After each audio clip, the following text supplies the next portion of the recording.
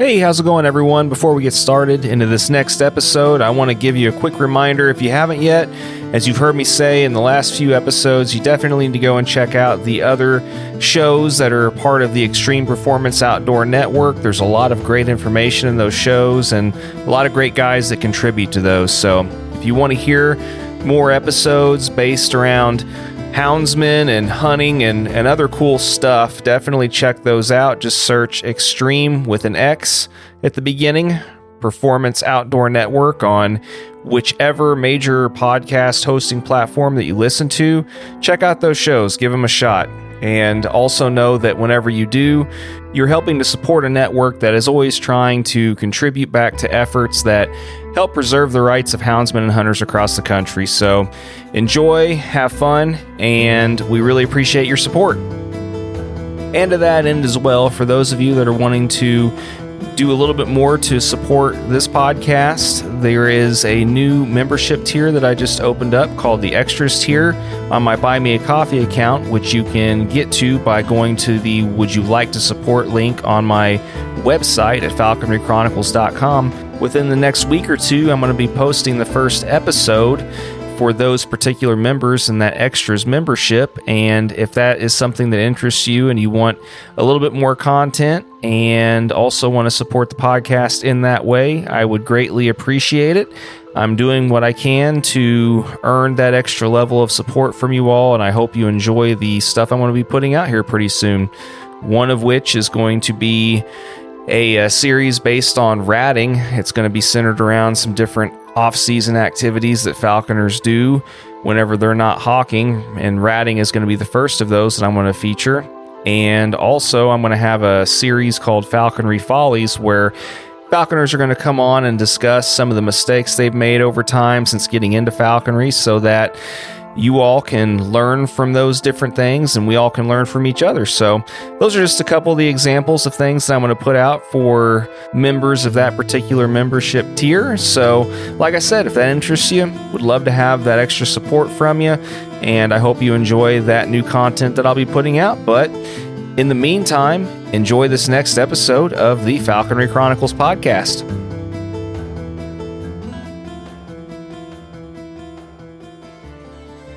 We start to take off, and we look over at the other row next to us, and here they pass out hard candy and barf bags for everybody. And the next thing you know, everybody's throwing up on the airplane. I mean, everybody. And we just thought it was funny. We turned on the air vents and thought it was kind of funny. But the guy didn't warm up the engines or do mag checks or anything. He just turned the plane around it, blah, blah, blah, blah, blah, blah, and away we go. And they're throwing up before we get off the deal. So on the return trip, it's in August, and we get on the plane, and it smelled like vomit everywhere. And it was horrible, horrible. Hey, what's up, everyone? Welcome back for another episode of the Falconry Chronicles Podcast. And I have a really, really great episode for you all this week. Man, oh man, I was really, really happy to be able to get this one out to you all. I just want to go ahead and say thank you up front to my friend Vahe Alaverdian, who you all have heard on the podcast previously before. It was partially due to Vahe's insistence and help with some of the expenses with this trip that I was able to head out to Reno and get this one recorded amongst a few others. But Vahe really wanted to see Dave get recorded for preservation's sake, because there's just so much history and knowledge that he has in falconry. And even after a couple hour recording, I feel like I barely scratched the surface, and I really hope that in the future I'll get a chance to sit down with him again. But man, oh man, there was a lot of good stuff that was covered in this episode, and just a ton of amazing stories. So I really feel like I'm not going to do any justice whatsoever describing anything in this episode. We're just going to jump right into it and talk about Dave's early history with falcon breeding, which is what he was really, really known for, and a lot of other great stuff. So we're just going to jump right into this episode with Dave Jamieson, and I really hope you all enjoy this one. This is definitely, I think, one of the more important episodes that has been recorded to date, along with some of the other older generation guys, and I really hope you enjoy it. So without further ado, I give you all Dave Jamieson. Here we go. Thank you again for making these concessions and agreeing to talk with me and invade your office space here. I always like to thank people for giving me their time. I value time above most things these days. Seems like I don't have enough of it anymore, so I always am very appreciative of people giving me their time and part of their day. So thanks for that. Okay, my time is pretty worthless, so no problem. Well, now you've had a lot of stuff going on over the years, though. I mean, you've been a busy guy off and on through the years, it sounds like. Yeah, I've been pretty busy, but now I'm getting old and getting ready to retire. Mm-hmm. This will be my last year of actually breeding falcons. Mm-hmm. But Martin will continue on, and yeah, I think you interviewed Martin the other day. Yeah, we did a recording last night, mm-hmm. and yeah, no, he seems like he's got a lot of stuff going on now too. So yeah, I'm going to be 87 in a couple months, so yeah, it's time. So yeah, no, it sounds like though you've had a lot of really productive years, and we talked about that a little bit last night whenever Martin and I recorded, and he talked about a little bit. I asked him a little bit about what it was like coming and learning from you and everything, and yeah, I mean, so I guess. A good place to start would be kind of from the beginning. I mean, you're one of these guys that has been doing this stuff for a long, long time, and you're one of the original guys that kind of I guess was starting. And I think actually you were the original guy, right? As far as getting into the breeding aspect of things, like. Well, I wasn't the original one, but I think we were about tied with. I'll just give Les Boyd a big pitch right now. I think he was the number one guy in the world. Really, he came up with the idea of the hat, and he showed me how to do the inversion of the oviduct. I met him at a conference that he had, a Raptor Research Conference they had in Minnesota at the university there, and nobody had really bred falcons successfully at that time artificially. I think there were a few natural happenings around the world in Germany and so on, but as far as doing them artificially, at that conference, Lester was in a little anteroom, and the word got around that he had pictures of the oviduct, he had pictures of his hat, and so on. And so that room got crowded really, really fast. And I had some peregrines that had laid eggs, a pair of peals, and the next year, and they were infertile. So the next year, I called Lester, and he flew down, and we stripped a bird. When I say we, Steve Baptiste was with me at that time. The project was at my house, but he kind of became my partner. And we did a strip a bird, and we got the semen, and then he said, "You ready?" And we thought it's going to take him a half hour to invert the oviduct, and boom, there it is. And so we inseminated. And a product from that insemination was a bird that I named Artie for artificial. Mm-hmm. And he was a little skinnier and a little uglier than there happened to be that the birds were copulating also. But his siblings were typical big Peel's falcons, and he was not. His father was Pardonautum, and he was the runt of the litter, but he was the one I ended up with. And so I give Lester Boyd all the credit in the world. Well, and luckily, this is something that has been mentioned many times before, but I think that the people that are a lot of the really true innovators, at some point in time or another, they have somebody that kind of helps them or gives them a little bit of advice, and then they kind of go from, take that information and then kind of make it their own a little bit, innovate new things and new techniques and ways of doing things and stuff. So that's good to know that that's kind of where your initial knowledge base, kind of came from. Yeah. Well, I started these first 4 chambers you see here. Mm-hmm. I built them in 1966. And at that point in history, they said it's impossible to breed falcons in captivity because they've got to have all the aerial displays and the cliffs and, all of the typical stuff that can't be done. But when Rachel Carson came out with a Silent Spring, the peregrine went from a bounty type bird. You could take peregrine feet in, and I don't remember, but $3 they'd give you a pair of peregrine feet. And then it went to a $10,000 fine if you had one. So I just really loved the birds, and I just thought we're going to lose them if we don't do something. Mm-hmm.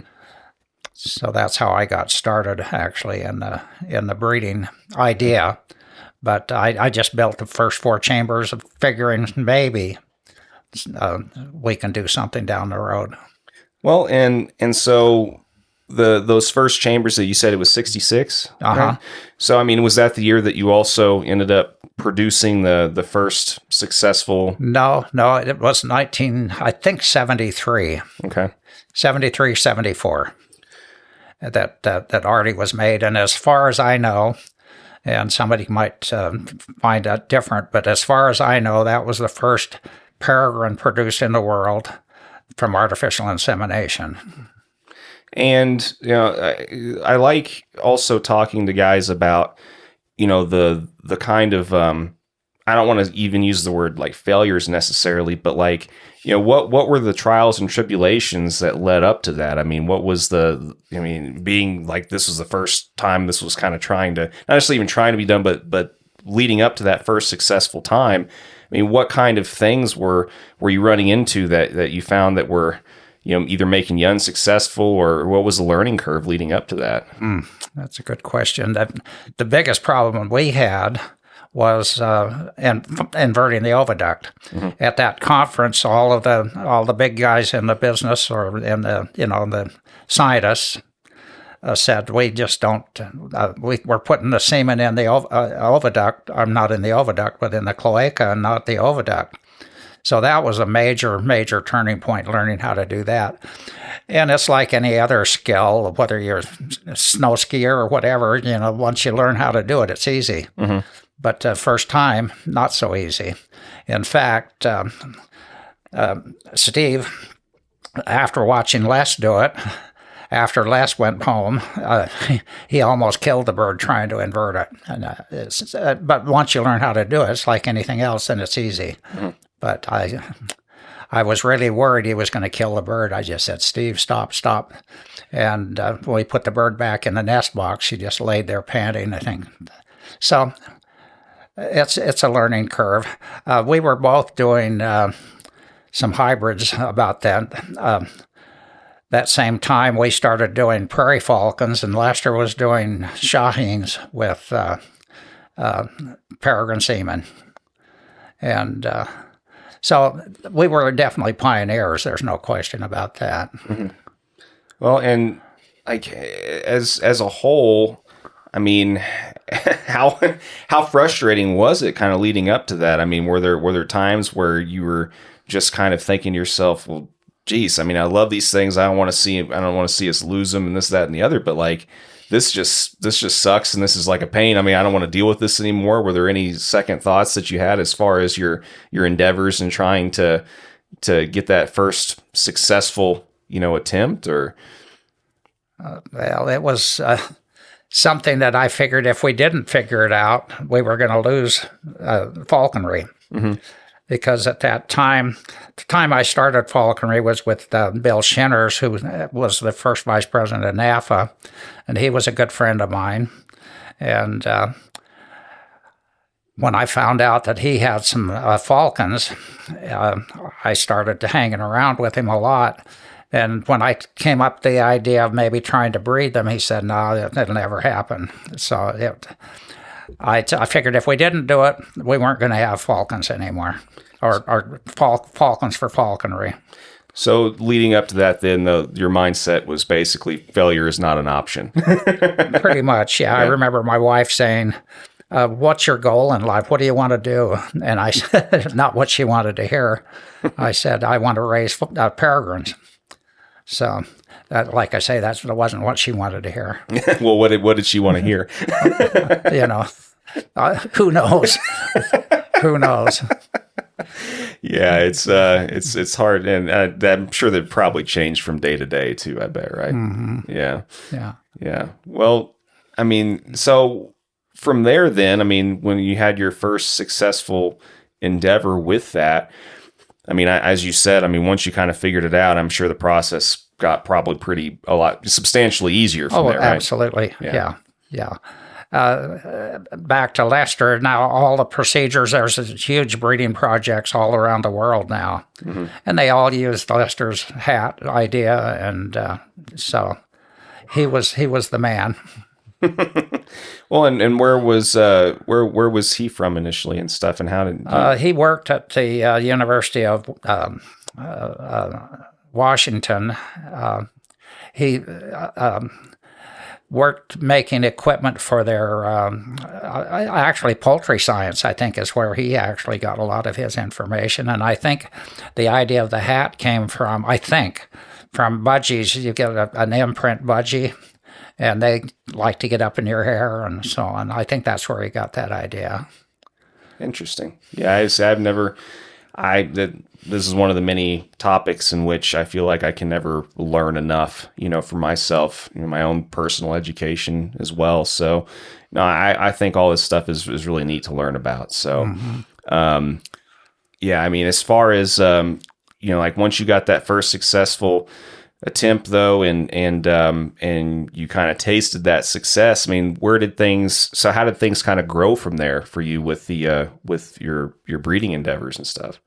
Well, it was never, ever my intention to breed them commercially. In fact, in those days, it was totally illegal. Once we started breeding some birds, you couldn't trade, barter, sell them. The treaties, Mexico-Canada treaties and so on. So it was never with the idea of selling birds or doing anything like that. It was just that I just wanted to have a bird to fly, because I got hooked on it. Bill Shinners is the one that got me really hooked on it.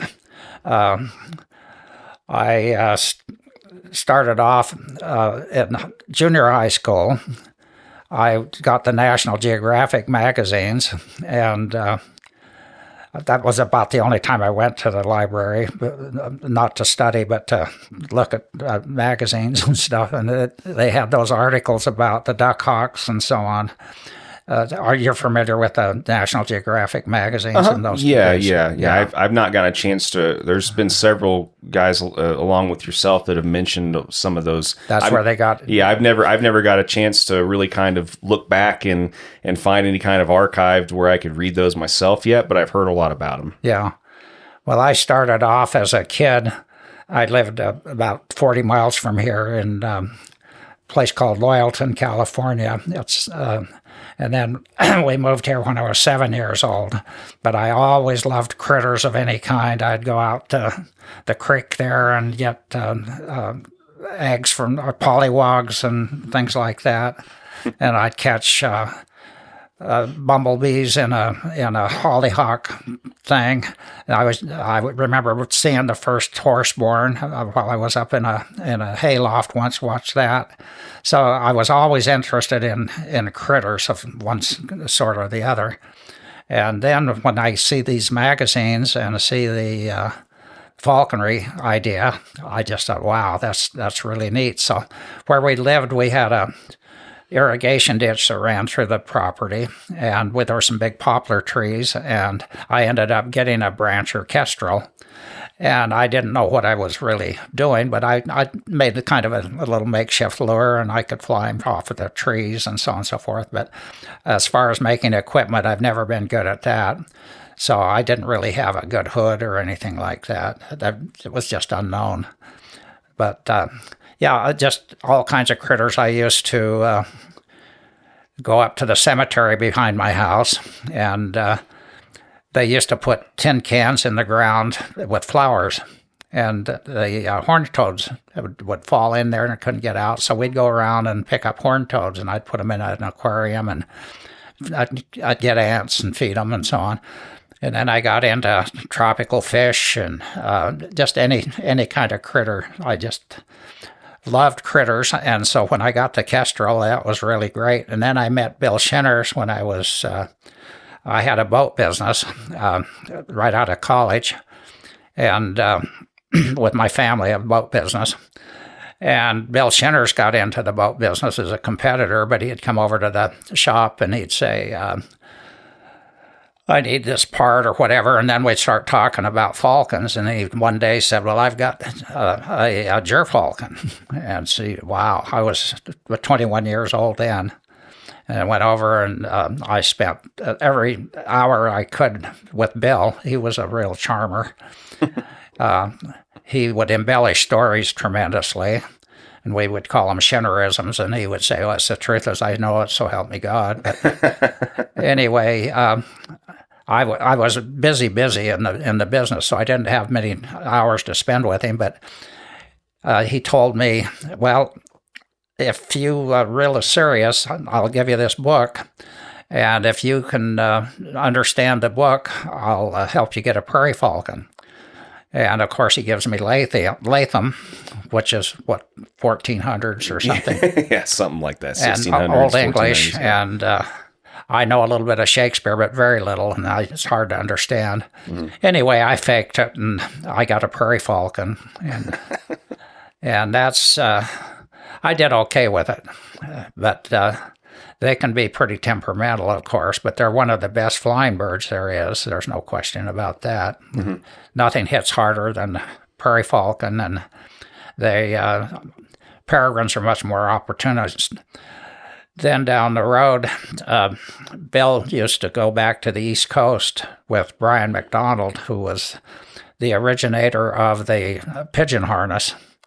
And Brian would, after the Second World War, he would take one of the old military jeeps, and they would drive down the beach in Assateague or Chincoteague, one of the barrier islands out there. And they used to do the headset where they bury you in the sand, and then you're holding a pigeon in your hands, and this is after you spot a falcon.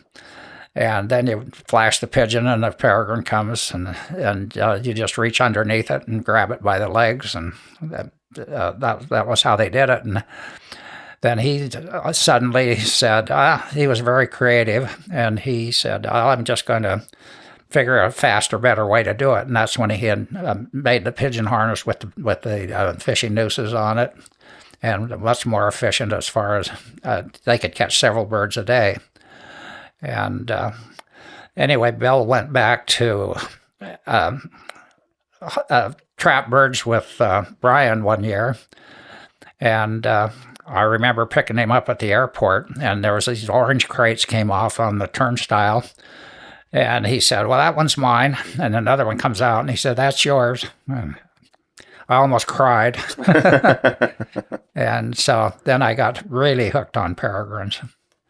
But anyway, this is how you kind of get hooked on something, and that's just an obsession. So the breeding was never done with the idea of making money or anything else. Like I say, we couldn't sell them in those days, or bait, or you couldn't even barter. Somebody would bring you a bunch of pigeons, and you'd kind of just say, oh, well, okay, maybe if I get an extra bird, you can have it. But there was some legal issues there, which were kind of crazy. But yeah, the term I've come to use a lot, and it's kind of become the go-to for me in a lot of these kind of endeavors, is the saying, I should say, is a labor of love. It's just kind of, that's what it kind of becomes after a while. And it seems like it doesn't matter what kind of endeavor. I mean, if you're trying to do something, whether it's a breeding project or, any kind of adjunct thing when it comes to falconry, especially, it's what it kind of becomes almost as a labor of love. So that's what it kind of sounded like, it became for you, at least initially. It's an obsession, actually. Yeah. Yeah. Funny story about Bill Shinners. I told you that he would embellish stories, and one time he told me we're out flying birds, and he said years ago, back in 1955, he and his buddy were looking for prairie falcons, and they found that a bird flew out of a cave, and they went up to explore the cave, and it was full of bat guano, or bats, so they went back to get some bat guano for the garden, because Bill loved to garden. And he said, we started to dig, and here's a bowl, and here's a basket. And so he's telling me that it turned out to be one of the greatest archaeological finds in Western North America, and they dated the natives back 12,000 years. And I thought, well, okay, Bill, you found an arrowhead. And about 2 years later, he invited me to come to a meeting with him, and I didn't know what it was for the meeting. It turns out it's an archaeology meeting, and it's all about a place called Falcon Hill, and Shinner Site 1, Shinner Site 2, Shinner Site 3, and it turned out to be one of the greatest archaeological finds in Western North America, and they dated the natives back 12,000 years. So you never knew with Bill, whether it was going to be true or not, but we became very, very close friends, and of course I gave him one of the first peregrines that I raised, and I've got some pictures of him with the bird, and we'd go hawking together, and I remember one year we went to grouse camp, and so he's flying. He's flying a Artie, and I'm flying a female that I'd raised that year, and Artie would always go well over 1,000 feet, and she would only go up about 600 feet, but she was a good duck hawk, and so one day, Bill said, let's fly him in a cast. And I said, oh, why not? So he went up 1,000 feet, and she went up 500-600 feet. The next day we did it. He goes up 1,000 feet, and she goes up 1,000 feet. And it was some of the most spectacular flying on sage grouse that I've ever experienced. It was just so much fun watching those two work together. So Bill was a big influence, absolutely, in my life. Yeah, as far as, so I heard a little bit from over the last evening or so. I heard a little bit about the whole archaeological find story and stuff too. But so that ended up being legit then. Oh, absolutely. And then when he died, Mike Yates went with me, and we took his ashes up to the very top, and it was a tough climb. Of course, I let Mike do it because he's big and strong, but I got to spread the ashes, and Bill's wife and Karen Yates, they got a little Tupperware box. They put an article out of the newspaper about Falcon Hill and Bill, and then a falcon bell and a falcon feather, and I got to stand way up on the top of that mountain and spread his ashes around. But Bill was a very, very close friend, and got me really started on serious falconry. I'm sure that was probably a pretty surreal moment for you. Yes, absolutely. Yeah. Absolutely. In fact, we went to the Nevada State Museum, Bruce Guimont and his wife, and Mike and Karen Yates, and me and my wife, and Shinner's widow. And we went to the museum in Carson City, and we got a tour from one of the guys that did the dig up there, and I asked him, did you have to dig much to find some of this stuff? And he said there were 5,000-year-old baskets just sitting on the ground. Really? And nobody had stumbled on them before then? Yeah. So anyway, Bill was, like I say, was first vice president of NAFA. They formed it back in Denver with... I wasn't there when they went back and did that, but he was the first vice president, and he was a character for sure. Well, and as far as, just saying, hell with it, let's go ahead and fly these peregrines together in a cast. I mean, was that the first time that you had known of anybody to try that at the time? Or I'm sure it was done. Yeah. Yeah. I've done a few casts. I've had a cast of Jerkins, and it's, it's done quite a bit, I think, now. But I don't know who did it before that. I don't know. Yeah, I mean, there's, well, I mean, you know how it goes. I mean, we as falconers love to sometimes, make, some people more so than others, I should say, love to make the claims of being the first person to fly this or do that or whatever. Yeah. And I mean, falconers in general don't usually are not a shy when it comes to embellishing. They like to embellish things, yeah. Which I don't like to embellish things, but I think I was first in several things. Actually, I think I'm almost positive I was the first one to show telemetry to the Arabs. I went over to Bahrain in the early 80s, I think about 84, somewhere in there. And I went three times, but they'd never seen telemetry when I went over there. And they'd never used scales. They didn't use bath pans, and just several things that were different. But I've been to the Middle East several times now. And so I did okay. I sold my breeding project in 1998 to the Crown Prince of Abu Dhabi, because I figured that, I've done it and I've got birds and I had a chance to sell them.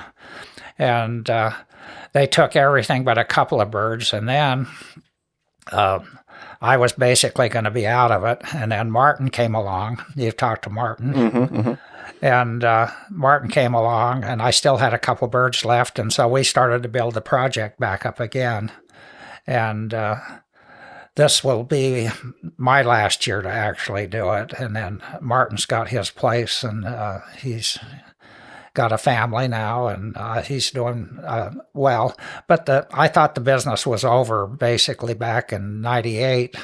But then they started over there doing the racing, and that gave it a big spurt. And because they were always just hunting before, but as the things got tougher over there to find places to go and the expense, they charged so much. The Bahrainis took me, first or second year I went over there, they took me to Pakistan with them hunting, and I remember the sheikhs paying off the the officials to get an area to hunt, and lots of what they call bakshish, which we call bribery, basically, in so many words.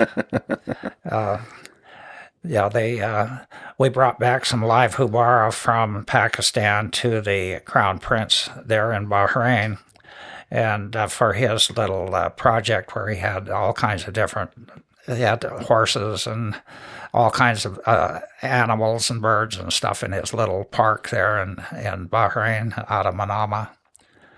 So that's where I learned the word bakshish, because you have to bribe everybody to get things done.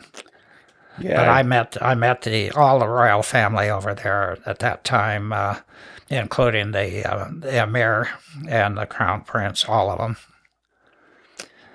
So I've had a wonderful life experiences of travel because of the falcons. I went to Germany one year to show them how to breed birds. Steve went to France one year. The Peregrine Fund wanted him to go over there, and he showed them how to do it. And there's a lot of funny stories about Steve in France, but that's for another day, I guess.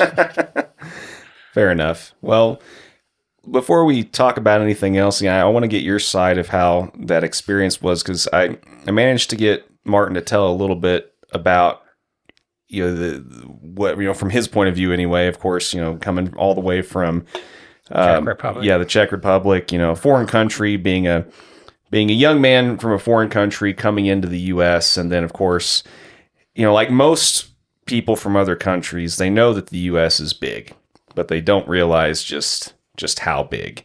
And you can describe to people how big it is, but like a lot of things, they don't really appreciate it or really comprehend it or wrap their mind around it until they really kind of see it for themselves. And he talked about how he, since he didn't make a whole lot of money, the cheapest way to fly in, from another country usually is to fly into New York. Well, obviously this area is not close to New York. No. But what was it like for you from your point of view, kind of bringing in somebody from that side of the world, giving them a chance and seeing how that would all shake out? I mean, like it's kind of a big leap of faith on both of your ends. Mm-hmm. Well, Martin sent me a couple of letters that I just kind of ignored. I'm not a real good letter writer.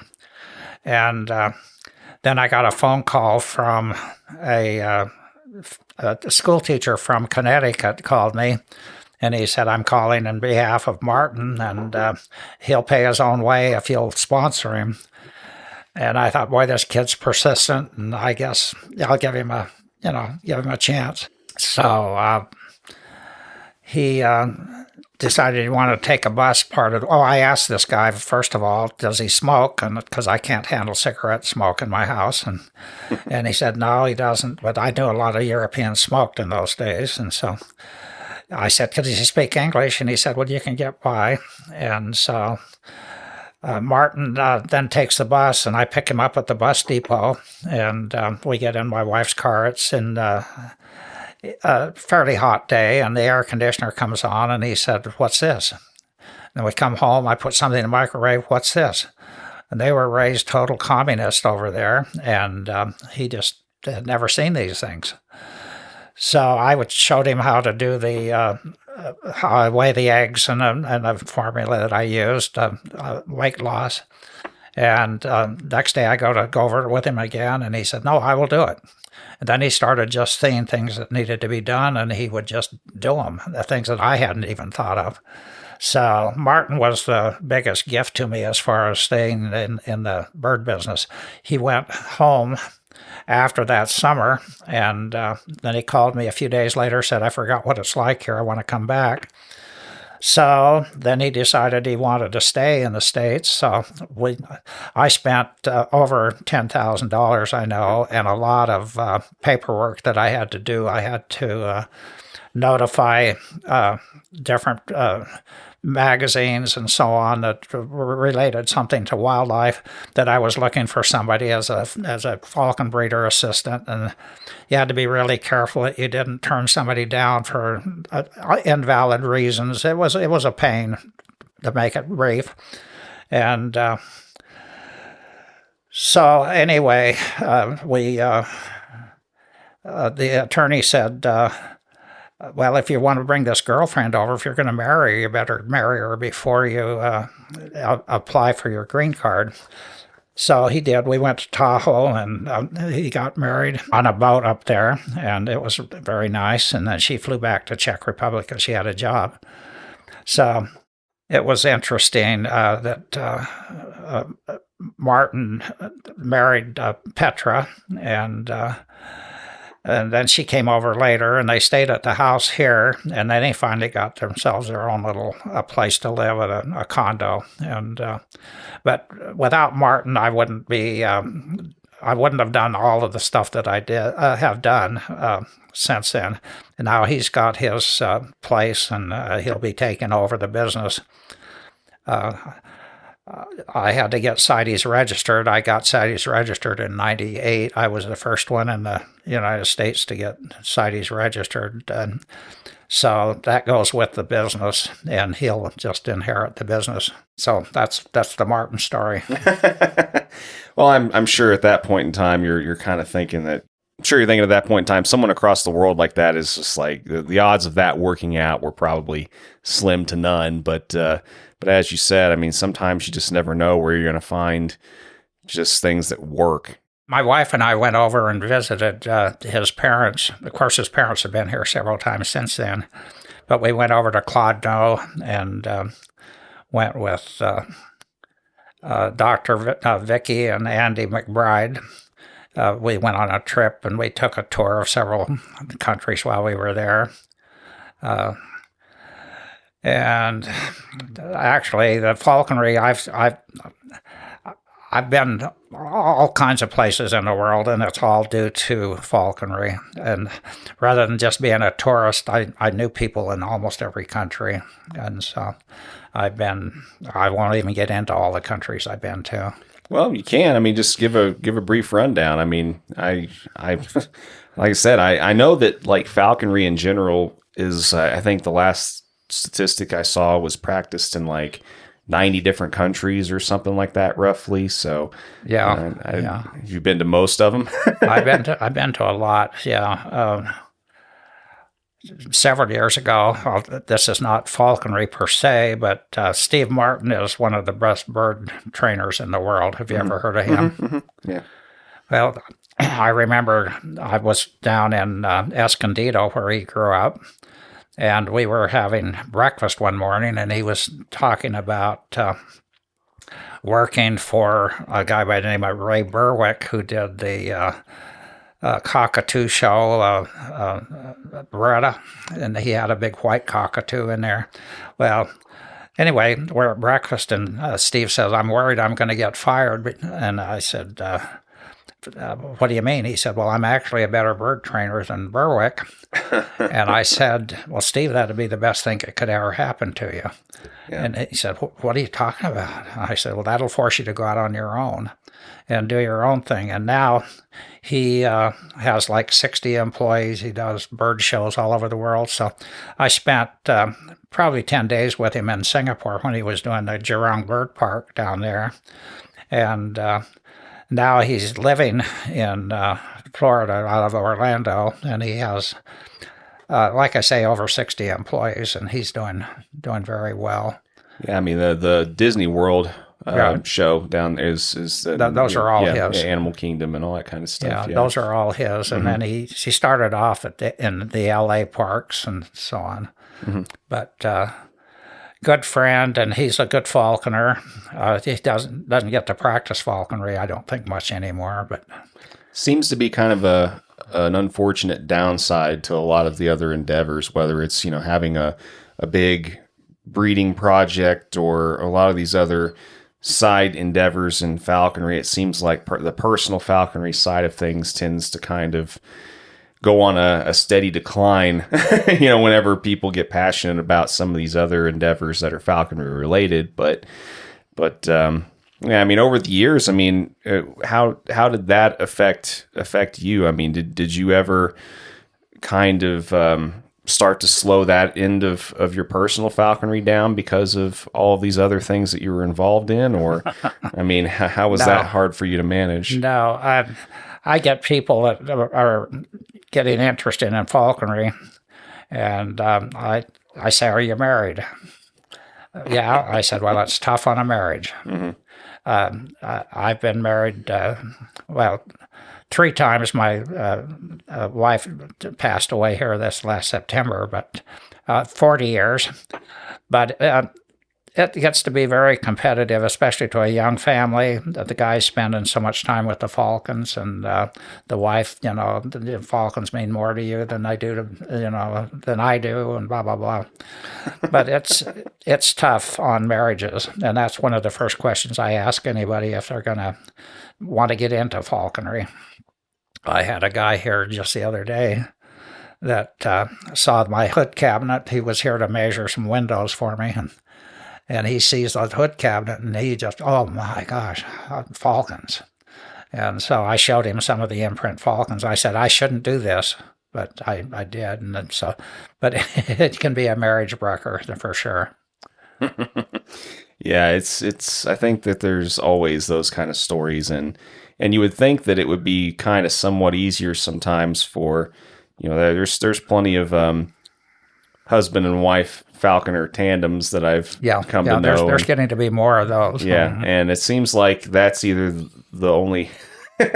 Well, in some people's instances, it can make it worse, I think. But I think as far as having some kind of surefire way for the things to continue to work out. It seems like both of them end up needing to develop some kind of interest in to some degree. But yeah, I mean, there's always some degree of I don't know, extra compromise, it seems, that has to happen from one side of the relationship when it comes to falconry and marriage and all that kind of stuff. And yeah, especially have children. Some of the children get involved in it. I think Martin's kids, they're young, but they still like to go with him and do that kind of thing.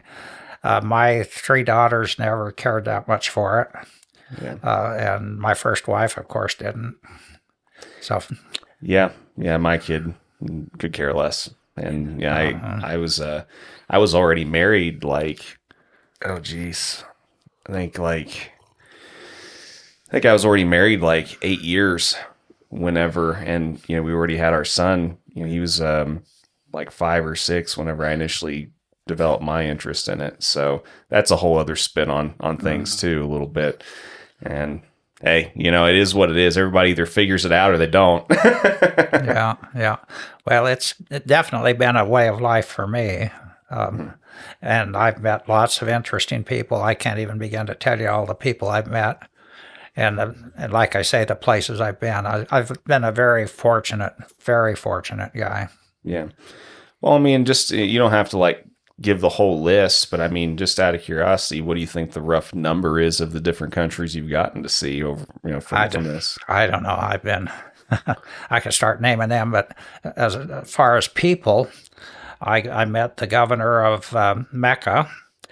He called me one time. He was doing some medical things down in San Antonio, and he had a 747 with an operating room in it.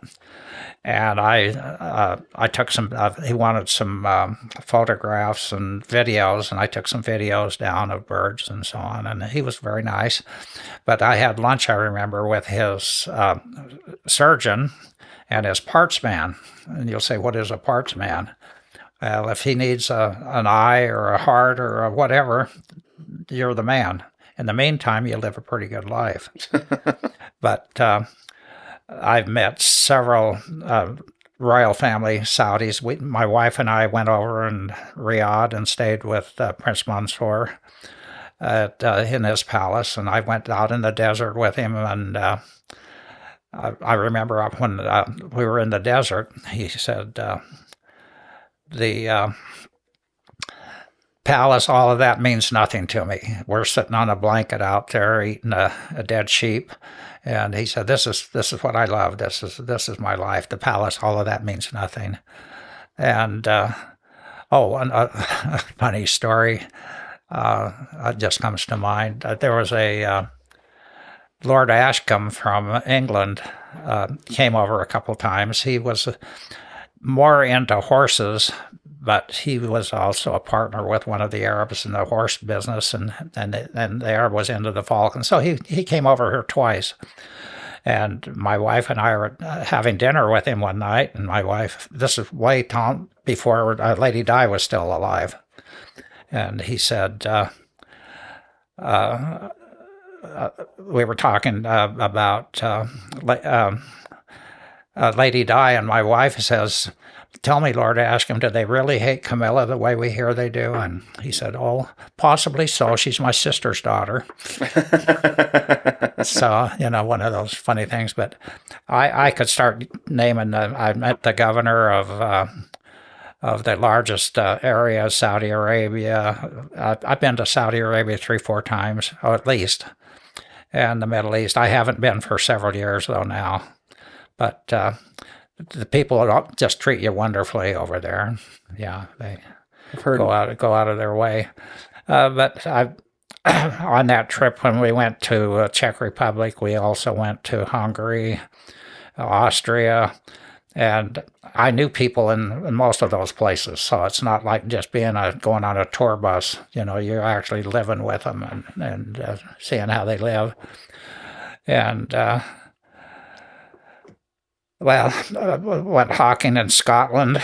My wife and I went to Scotland one year and went up and hawked and the heather was in bloom, and dogs worked good, and met a lot of people up there in England and Scotland.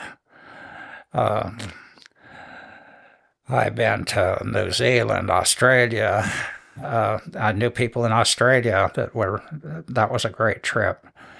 I tell people I spent a year in Guam 1 month. My wife's folks, this has nothing to do with falcons, but I wanted to be home flying falcons because it was in December, and I had a nice passage bird that I was anxious to hawk ducks with, and I'm stuck down there for a month.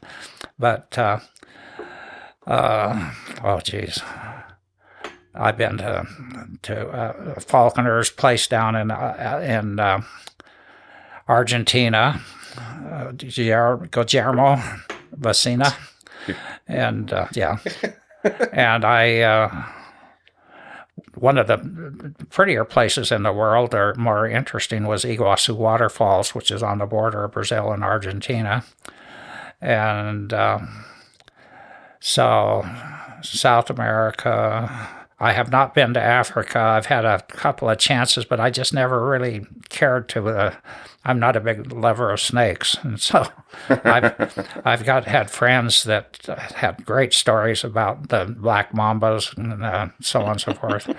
One of the falconers I met in Abu Dhabi, he was applying for a job there, and he was from South Africa, but he had some great stories about black mambas going across their lap when they're open jeep, and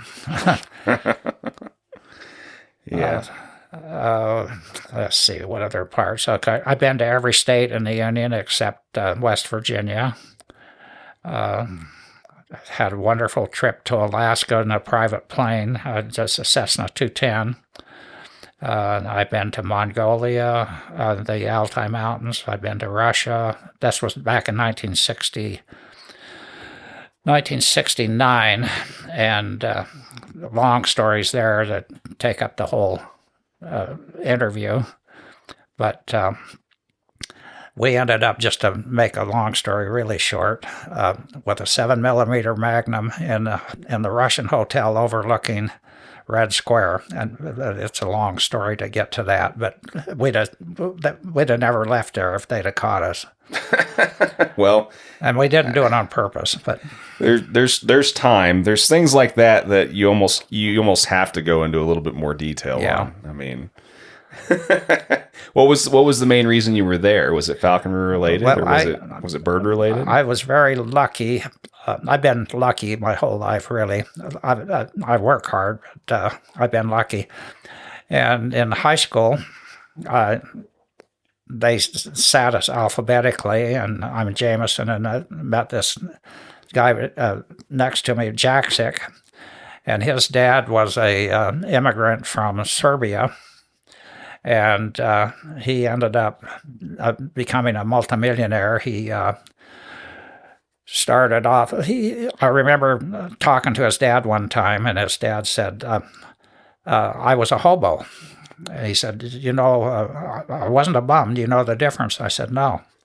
And he said, well, a hobo would go from town to town looking for work. Mm-hmm. A bum was just a bum. And so he ended up making, it's a pretty long story, but he ended up doing the dangerous works in the lumber business, topping trees and working the saws and so on. And so during the Depression, he had gathered a little bit of money, and up in Alturas, California, was a big lumber mill. And so he went to them, and he said he wanted to buy the lumber mill, and he offered him just a little bit of money down and so much a month. And they said, no way. And he said, I quote, he said, I'll build my own goddamn lumber mill. So he gets a few of his cronies, and they act like they're going to build a lumber mill, and they came back to him and said, okay, we'll sell. So he got a contract selling boxes to the government and making good money. And then he started buying up ranch land and timberland and so on and so forth. So he was self-made millionaire, which used to be a big deal. A millionaire when we were in high school was a big deal. Mm-hmm. And now a millionaire is just, everybody's a millionaire. I'm not. I want to be. Yeah. You know what I'm saying, of course. For sure, yeah. But never even heard of a billionaire. I mean, that was just unheard of. Mm-hmm. So anyway, Sam and I became very good friends, and I got him hunting because his dad was just business. He had a stroke, too, actually, before I met him, so he was a little tough to talk to. But I got Sam hooked on hunting, and we were obsessed with duck hunting. And then Sam, after college, we did everything together. We did the Air National Guard together, crash rescue. But he started flying airplanes when he was, I think, 16, 17. His dad had the only private plane in Reno, a hangar for it. And now there's hundreds of them. Maybe, I don't know, there's hundreds of them. But so we could fly, and we went all over the place. We went on Primavera, Idaho fishing. We went Idaho pheasant hunting. We did all kinds of stuff. But anyway, we ended up, he got a tag to hunt argali sheep in Mongolia. And so I went with him, and I carried a money belt with $10,000 in it, which was a lot of money then. And we flew into Ulaanbaatar, and then we flew to the outer Mongolia, the mid-Altai Mountains. And one morning I wasn't feeling real well, so I stayed back at the tent while he was hunting the argali sheep. And I hear this caw, and I jump up and almost black out, and here's a big falcon flying over. And so I found a nesting site, and I wasn't that experienced at that time. This was 1969. I hadn't seen gerfalcons or sakers much, but to me they were gerfalcons.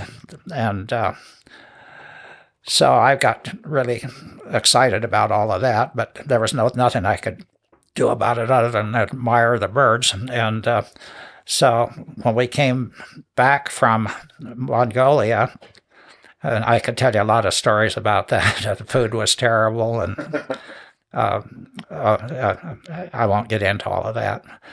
But going out there, the first time from Ulaanbaatar, we had dinner with our guides and interpreter, and they said, "Do you have anything for air sickness?" And no. And so we get out to the airplane, and we were the first ones on. They put us on early in the morning, and we're in the back there. We didn't know what was happening. And then they open the gates, and everybody comes on.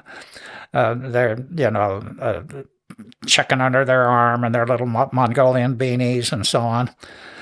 Anyway, we start to take off, and we look over at the other row next to us, and here they pass out hard candy and barf bags for everybody. And the next thing you know, everybody's throwing up on the airplane. I mean, everybody. And we just thought it was funny. We turned on the air vents and thought it was kind of funny. But the guy didn't warm up the engines or do mag checks or anything. He just turned the plane around, and away we go. And they're throwing up before we get off the deal. So on the return trip, it's in August, and we get on the plane, and it smelled like vomit everywhere. And it was horrible. And flies were buzzing around the cabin. And so we moved a couple of times so we weren't sitting in vomit. And they had a little clock at the bulkhead up at the front, and it was like being in school watching that clock go tick, tick, tick, and trying to keep from throwing up yourself. And then we landed, and fortunately, on our halfway back to Ulaanbaatar, on a dirt strip, and the men got out on one side of the plane, the women on the other, and they all relieved themselves right there on the tarmac, except there was no tar, it was all dirt. And so anyway, we get back to Ulaanbaatar, and we had a schedule to come back to Moscow. And we stopped in Siberia on Lake Baikal, and this lady comes up and to us, and she said, "Are you the two Americans that are spending the night here?" And no. And she wanders around, and she comes back. "Are you Mr. Jamieson, Mr. Jaksic?" "Yes." "Well, I'm Inga, and I'm your tourist agent, and you're spending the night here." And Sam said, "No, we're not." And so she said, "You must stay. It's my job." So we ended up getting on the airplane. We bought some souvenirs of, ermine hats and things like that for our wives and mothers and whatever. And we get back to Moscow, and they assumed we had stayed in, I don't say it correctly, but Irkutsk, I think is how they pronounce it. It's on Lake Baikal, which I'd love to have seen. That's where the sturgeon and all the eggs come from, And we get back to Moscow, and there's nobody to meet us there. And tourist agents supposed to be there. They take the guns and they take everything, and nobody there. So finally, some guy said, "Well, we knew we had reservations at the Russian hotel, which is right there at the Kremlin." And we get a taxi cab, and he looks at the 7mm Magnum in a case, and he goes, like a fiddle or something. And we did the same thing. "Yeah, it's a fiddle." And we get back there, and make a long story shorter, our room ended up looking right straight down on the Kremlin. I mean, they were doing some work on the, those colorful little towers that they had. And here we are, two Americans, 20-some years old, looking down on the Kremlin with a 7mm Magnum. But fortunately, nobody got us or knew about us being what we had. Actually, when we got to the hotel, they didn't. Sam went up, and I stayed with all the gear. We're unshaven and dirty and tired, and we don't have a room for you. And so about an hour went by trying to figure out what to do, and they had an office in there, and then tourist office, and the lady told Sam, "Just go over to the other." It covered, like a huge square block, and the hotel, the Russian hotel. He starts to tell the lady a story. "We're supposed to have reservations here, and they don't have them." And she said in perfect English, "Oh, we've got your reservations," and blah, blah, blah. So we go up the stairs carrying all this stuff, and the room looks right down on the Kremlin. I bet you were, I don't know, that was probably a night where you, even though you were tired and stuff, you probably didn't sleep all that well, I bet, right? And you're a little puckered the whole night? We weren't smart enough to worry about. Yeah. Yeah, then we got a lot of, I remember when we got to England, finally, they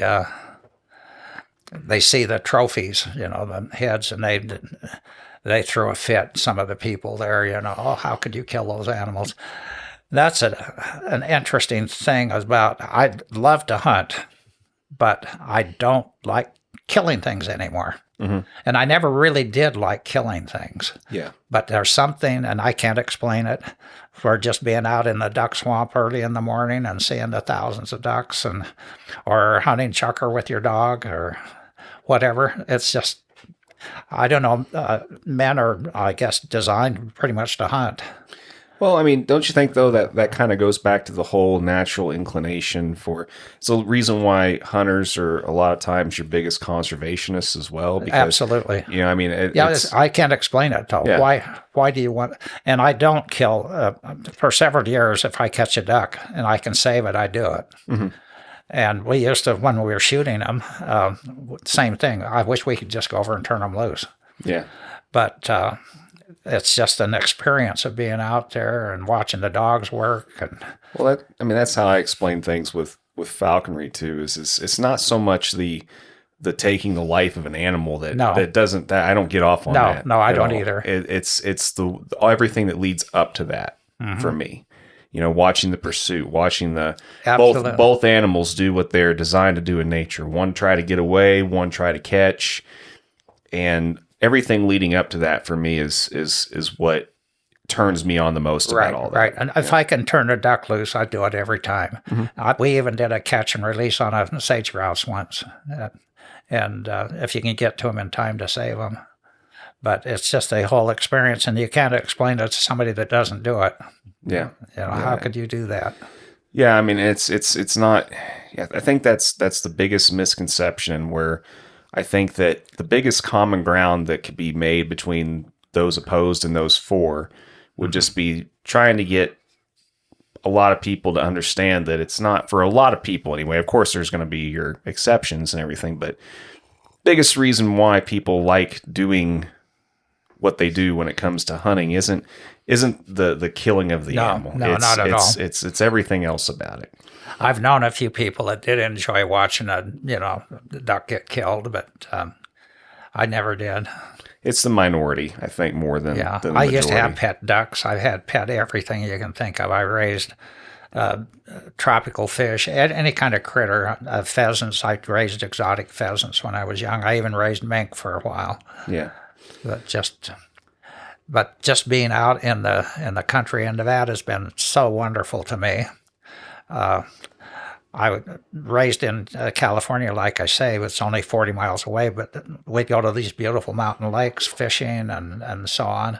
And the first time I saw Pyramid Lake, which is the most beautiful desert lake in the world, I thought, this is horrible, because no trees, and what a horrible place. But then it starts to grow on you.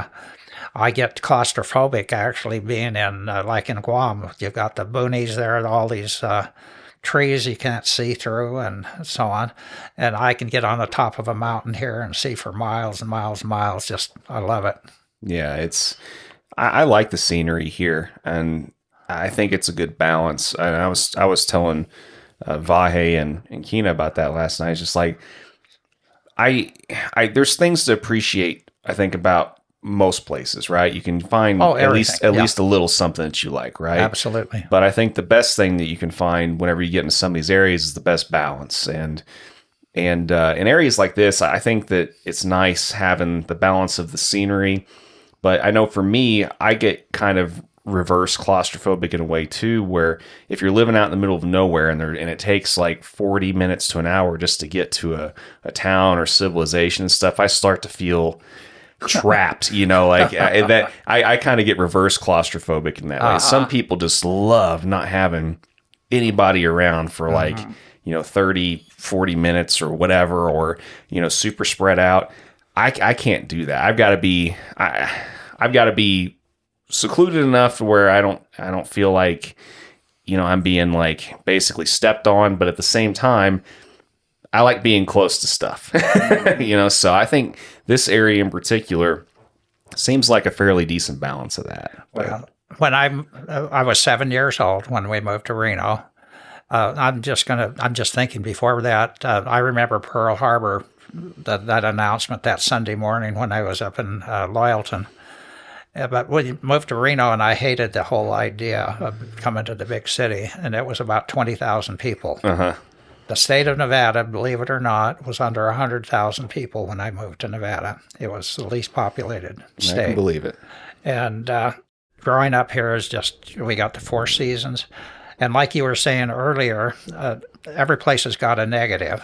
I just talked to a friend from Nebraska yesterday, and he's got tick fever or something. So you got ticks, you got tornadoes, supposedly here we have earthquakes, but I've only felt one in my lifetime here. I've only felt one, and that wasn't a big deal. But every place has got some drawback to it. Yeah, it's hard to find a place that is absolutely perfect. I think if you look hard enough, you can always find something you don't like about. Yeah, well, this is as close to it as you can get climate-wise. We got four seasons, and none of them, as a rule, are real extreme. And we get the cool nights. I'm at 5,000 feet elevation here. We've got the most beautiful desert lake, Pyramid Lake. We've got Tahoe. And from my house here, I can go 40 minutes either way and either be at Tahoe or out in the desert. And I was able to buy a hot springs. My friend Sam, he one day I called him and I said, "You've been hard to get a hold lately." And he said, "Well, I've been real busy." He said, "Have you heard of John, whatever his name is?" And I said, "Yeah." He owns most of northern Washoe County, which goes clear up to the Oregon border here from Reno. And he said, "Not anymore." He said, "I do." He said he died, and I bought everything he owns. And he's come down, and I'll show you what I've got. And I've got a map here in my closet that I could show you. But anyway, he said, "I've got this 70 acres here that's got some hot springs on it, and you could build a duck pond." And I said, "Okay, I'll take it." And then this was after I'd sold the project to the Crown Prince in Abu Dhabi. So I had a little bit of money. And then I said, "Well, how about the main hot springs?" And he said, "Well, my son has somebody who wants it. Would you be interested?" And I said, "Yeah, I'd like to look at it." So he called his son, don't do anything until Dave's had a chance to look at this. So we take his helicopter, his Jet Ranger, and we fly down there the next morning and go over the place. And there was a pond there that had about 15 gadwalls on it. And without setting foot on it, I said, "I'll take it." So I bought it. And then I put another couple of duck ponds in it. And it's overlooking the Black Rock Desert. So from my porch there, you can just see forever. And it's, you just feel different when you're there. Sam one day was up there. He said, "Don't you just feel different up here?" Yeah, absolutely you do. It's just, my wife, as soon as we get to Pyramid Lake on the way up, she said, "I'm starting to relax now. We're out of the city." And it's just a beautiful place if you like the desert. And I love the desert. Sure. Yeah, and I've always been pretty fond of the desert too. I think that the first time that I ever felt anything kind of similar to that was post high school, like going out to live in Arizona for about a year. Whenever I discovered like Sedona and some of the areas around there, I used to go up there like almost every weekend and just hike around and just enjoy myself and everything. I think the areas like that for me are kind of like my little zen areas and stuff too. I mean, everybody's got to discover at least one of those areas, because otherwise you kind of go nuts. But but that's cool. Yeah, with the Jemez Mountains, did you get into the Jemez Mountains out of Santa Fe? I don't believe so, no. There's some beautiful country there. I bet. Yeah. I mean, honestly, like if I was to live in a place, an ideal place, once again, going back to it, there's elements of each of these Western states that I've either worked in or been through that I really like, but there's always like one other big, like, I don't know if I could live there because of this, like in some areas it's just the terrible winters, and other areas it's, whatever the case is, Yeah. So Well, the horrible thing about Reno now is they leaving California like fleas off a dog, and it's just too many people here now. It's just crazy. There was 2 apartment houses in Reno when I was a kid. Each had like 6 apartments in them, and now there's thousands, literally thousands of apartments in Reno. Yeah, thousands. Yeah. And like I say, the population was under 100,000 now. I don't know how. Probably, I'm guessing 3-4 million. We could ask Siri and find out, but it's got to be 3-4 million. Vegas was 13,000 when I moved to Reno. Can you imagine? No air conditioning. Who's going to live in Las Vegas? Today it's going to be 115. It was 120 last week. No air conditioning. Nobody's going to live in Las Vegas. And now Vegas is just crazy. It's millions of people live down there now. For sure. Yeah. Well, yeah, I'm sure that's been kind of a little bit of a bummer for you to experience in your lifetime. And we've talked many times over to everybody about the experience that they've had with, like hunting spots and just absolutely the terrain and the loss that they've experienced over the years. And absolutely. I mean, you've seen a lot of things over the years. I mean, there's always the running joke of, well, if you don't like squirrel hawking and if you don't like starling, hawking starlings and stuff like that, then eventually you're going to have to get out of falconry because that's all that's going to be left. I mean, what's your personal take on that? I mean, you've seen a lot over the years and seen a lot of growth and development. So, well, the big thing now, it seems to be electric cars, and so we're finding some of our places now, they're doing lithium mining, which they're just destroying the sage-grouse areas, and they're destroying all kinds of stuff. I have my own little saying, not to be too political, but I think they're trying to save the country by ruining the country. We're saving the planet by ruining the planet. That's my little political speech. Yeah, fair enough. Yeah, I tend to agree with you. There's it's who knows. I love to sit here and think that eventually things will. I don't know. I don't know if the course is ever going to get righted as far as that goes, but it is what it is. I guess it's just overcome, adapt, and hope for the best. I guess but. Well, I've seen a lot of stuff in my lifetime, and I've met a lot of people. I could take a long time and tell you a lot of people that I've met, influential people, and through various means, through the boat shop, for one, and so on. But we won't bore you with all of that. It's all good. But I do want to kind of loop back a little bit. I know this is jumping around some, but whenever we were started off the conversation, you touched a little bit about your initial partnership and with Steve. Yeah.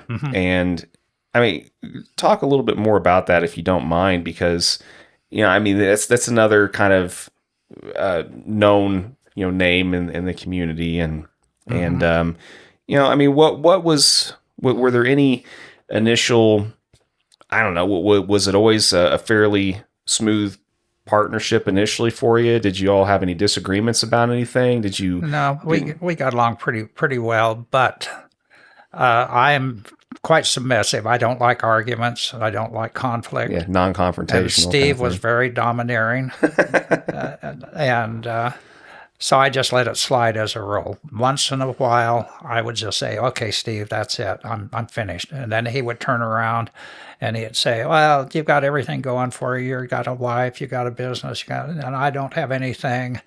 He'd have $1,000 wads in his pocket or whatever, but poor me.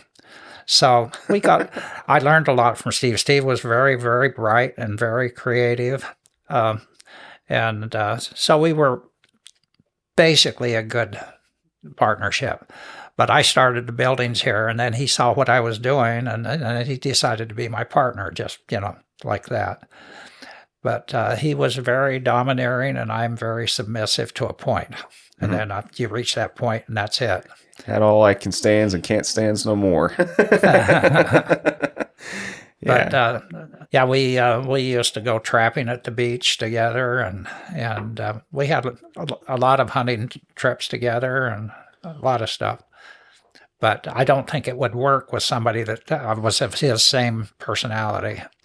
Two guys like that are going to finally, I won't mention names, but I lent him a bow net once with electronics to it. And I came back and the electronics are smashed. And I said, "What happened?" And he said, "Well, so-and-so and I got in an argument, and he went over and stomped on it." So I asked the other guy, I said, "What happened to my bow net?" "Well, Steve and I got in an argument, and Steve went over and stomped on it." To this day, I don't know which one stomped on it. Yeah. But no, Steve and I did a lot of stuff together. He had really good eyes. My eyes have never been great, so he could see things when we were hunting or doing stuff, that I had a hard time seeing. And he was very mechanical. He had a high IQ, and mine is probably subpar. It seems like the people that do end up having the really high IQs and stuff, they end up being in a lot of instances a certain type of personality. I've kind of noticed that over the years, but Well, since both of them are deceased, we visited Les Boyd's house once together. I stayed at Les's a few times, but we stopped there one time, and how do I want to say this story? Before we got there, Steve said, "I don't want Les to know where we've been." And I said, "What difference does it make?" So we're there at his house. We called him to tell him we were coming. And so Les said, "Where you guys been?" And I figured Steve would pick it up. No, he didn't say a word. He just looked at the floor. So it's my vehicle. So I don't remember what I told Les. And then I go to bed. The next morning we go to breakfast down at a restaurant. And Les is sitting across from me. And he said, "What did you think about, we've been to John Lejean's up in Canada. What did you think of John Lejean's deals?" So here I'm a liar. And Steve, I was so mad at him. Boy, I really raked him over the coals after that. And then as we're leaving, this is another Steve thing, and I don't want to put Steve down, but I said to Les to Steve when we got in my Wagoneer, I said, "That Les is the best in the business." And Steve said, "I can do anything he can do." And I just said, "Come on, Steve." He had a big ego. Yeah. Well, and I think that there's one fault that any falconer ever has is letting their ego kind of get the best of them from time to time. It's absolutely, it's hard not to sometimes, absolutely, yeah. Especially whenever you have success, and it's not exactly an easy thing that we do in any endeavor. It doesn't really matter if it's the hunting aspect or being successful and all these other adjunct things. Whenever we have success, we sometimes we have to rein ourselves in a little bit. Yeah. No, egos are a big deal, and they're important to people. But I don't think I've ever had a big ego. And he would always take first pick of any of the birds here. And one year he took his bird out to his place, and it got electrocuted. So we're still going to divide birds up. They're still young birds, and he takes first pick again. And I said, "Steve, you already had first pick." "Oh, yeah, but that bird died." Yeah, well, or we'd go to the beach together, and he'd always take first pick. And I said, "Do you take first pick, or whoever we're with, you take first pick. But once I take mine, you take yours, and then I get mine. That's it. Mm-hmm. We're not changing again." Oh, I've enjoyed sometimes being in those situations, not necessarily falconry related, but like work related and career type stuff. You work with some people that are very quick. It's like, I'll go ahead and I'll pick which vacation I want to take. Time I want to pick first, or I'll work the first part of this holiday if you pick. And then sometimes it's fun watching it blow up in their face a little bit. It's just like, cool. Well, yeah, if you're going to work that half, hell, that works better for me. I get to work the second half. I get the extra pay. Plus, I don't get to miss out on any family stuff. Sure, you go ahead and have that. And then you see the wheels start to turn in their head a little bit like, oh, crap, I didn't make the right choice, And, and it's just like, cool, well, done deal. All right. Sounds great to me, Yeah, well, Steve was important in getting certain things done. But the year he went to France for the P Fund, I told my wife, "Oh, I'm so happy I can do whatever I want now. I don't have to have him telling me what to do," because he was very domineering. Yeah. But in retrospect, we were able to do things together that neither one of us would have done alone. It takes all personality types to make the world go round. That's for sure. Mm-hmm. You get too many of one type, it doesn't work. You get too many of the other type, it doesn't work. Mm-hmm. You got to have a good mix. So, if it works, and it obviously did work for you, that's fine. Nobody's perfect by any stretch of the imagination. Well, I don't know about that. Okay. I don't know. I've not met a perfect person yet. That's all I know. This is your first time. Yeah. Okay. Fair enough. Well, cheers on that. Okay. But I will say too that I don't know. Like I said, I think that everybody ends up finding even personality types of all kinds. There's always things that we find that are endearing about certain people. And I think that's why we end up with like the hunting groups that we end up in and everything. It may take a minute to figure things out, with certain people, but eventually, regardless of their faults and their personality quirks, our people become our people for a reason. So it sounds like you found your people, and you have the results to show for it. You've had a nice long career, and you've produced some good birds. So. No, I've been very, very fortunate. I've had a few things happen, and I won't go into them, but where I think, oh, geez, that deal fell through, I'm really bummed. Actually, I can go through one of them real quick for you. Sure. We got time. Yeah, for sure. I had my project sold to, I won't name names, but they were local people. One of them had quite a bit of money, oil company type thing. And they took my birds the first year, and then things didn't work out with them. I think it was during the Gulf War. And so they defaulted. And so I kept the birds, and I thought, oh, that's a bum deal. Then I turn around and look at it, and I've done so much better by that failing.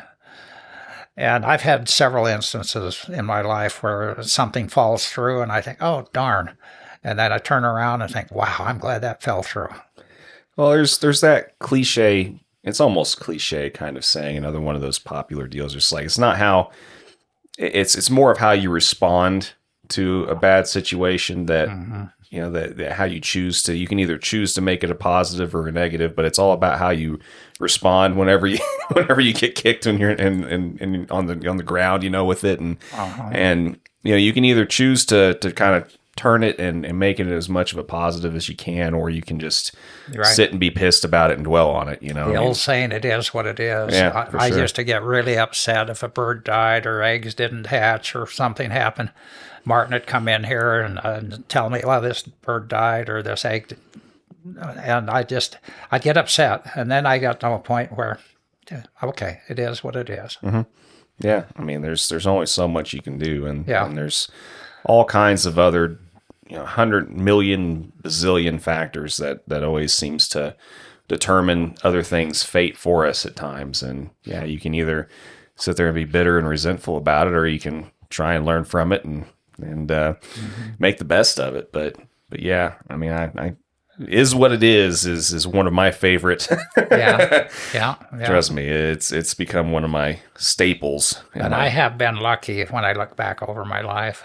I've worked hard. I'll tell you that. At the boat shop, it was 12 hours a day, 5 days a week, or 6 days a week. What am I talking about?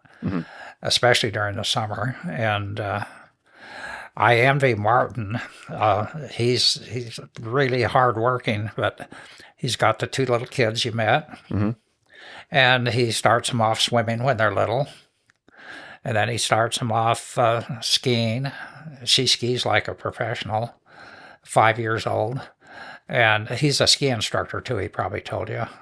Right, he didn't mention. He said that he really liked to ski and stuff. Well, he's a registered ski instructor, and he's also a registered captain for sailboats.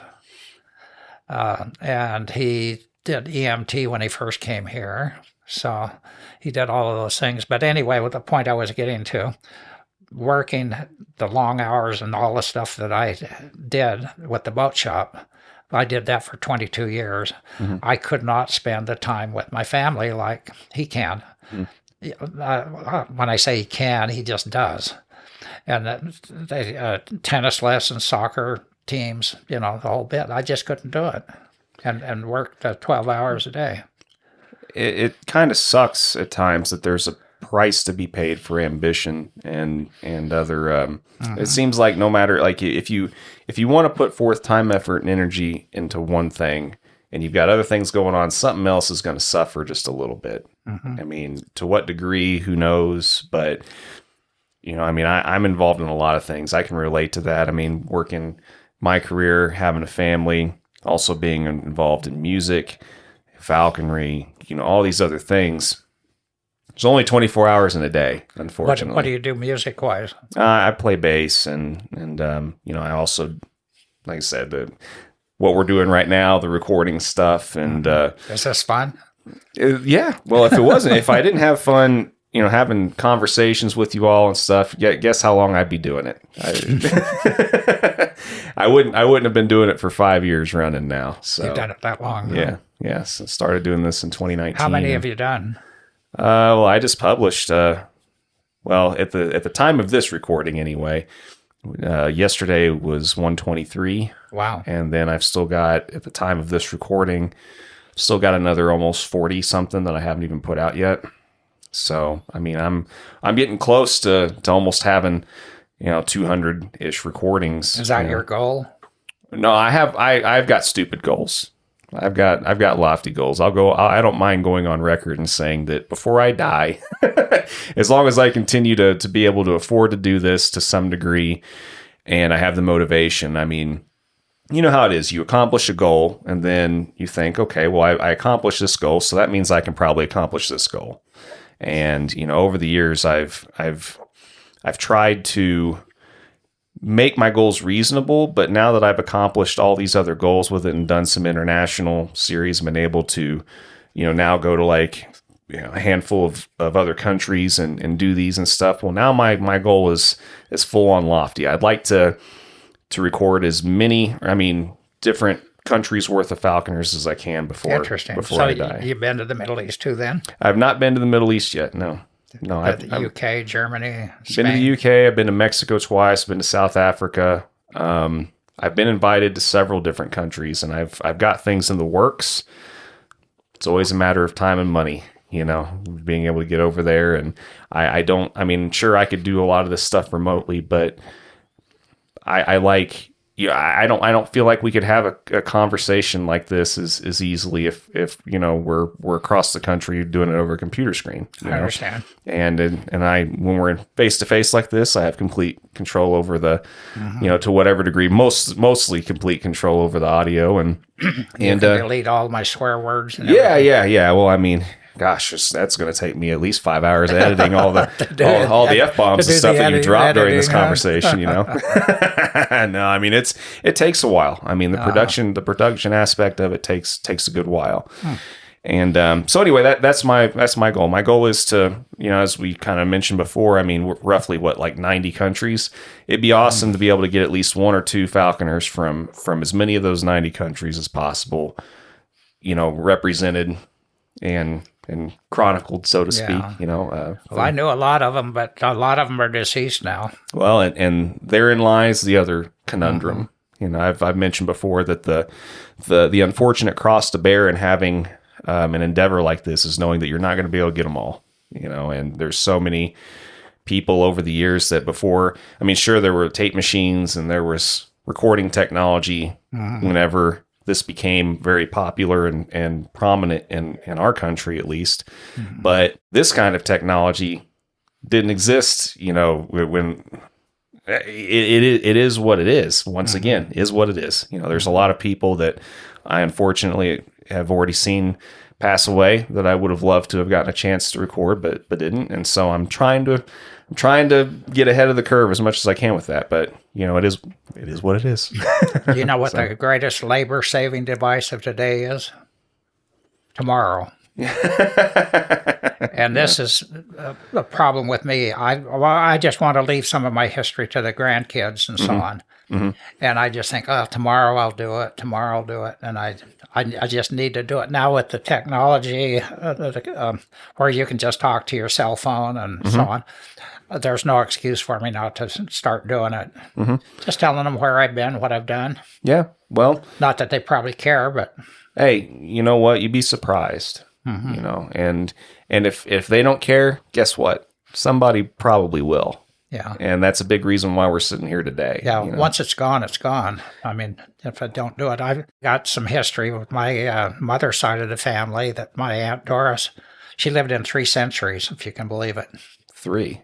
Yeah, figure that out. Yeah. So born at the very end of one and lived through, and to the beginning of. She was 104 4 months. Yeah, so born at late 1800s, and then lived up through the 19s and died in the 2000s. And I really appreciate the stuff that she left, the information of, growing up just all horse and buggy. And for example, they were in eastern Utah, around Vernal area. They developed that area. They were the first pioneers in there. My grandfather was. Anyway, he was telling her once that they were going to have a house that they could push a button and the lights would go on, and she bet him, no way. I'll bet you my horse that you can't do that. And so when she lost, she just got a little stuffed toy horse and gave it to But the things they went through, dirt floors, the winter of '87, and eating the grain that they were going to plant in the next spring just to survive. The snow came up over the cabin, basically, and the deer came in and died, but they couldn't eat them because they were so emaciated. Yeah, I mean all the wars, the hardships they went through. Oh yeah, all the wars, the depression, everything. Yeah, I couldn't. I mean, that's what makes that's what makes people hardened on you, tough. Yeah, I mean, you learn that all the other little stuff just doesn't matter. Yeah. Going through a lot of that stuff. It was all horse and buggy back then for her, but she wrote her history a little bit, and it was very interesting. Well, maybe we'll talk after this is done a little bit more. Maybe I can help you with some of that. We'll see. But speaking of other things, a little bit of a turmoil type deal, in history and stuff. One topic, and I don't know how much you'd be willing to talk about this, but I wanted to ask, probably not. Well, guess what? I'm going to ask anyway. One thing that I've talked about with people in very brief passing, but haven't really talked in any detail with yet, is people's experience with Operation Falcon and what their experiences were with that. Someone like you, I definitely feel like I need to ask about that, because I can imagine that probably impacted you quite a bit. I mean, you, by that time... Have we got lots of time? Yeah. We've got at least another couple hours. Okay. I mean, it's up to you, bud. I mean, this is as much your deal as mine, but...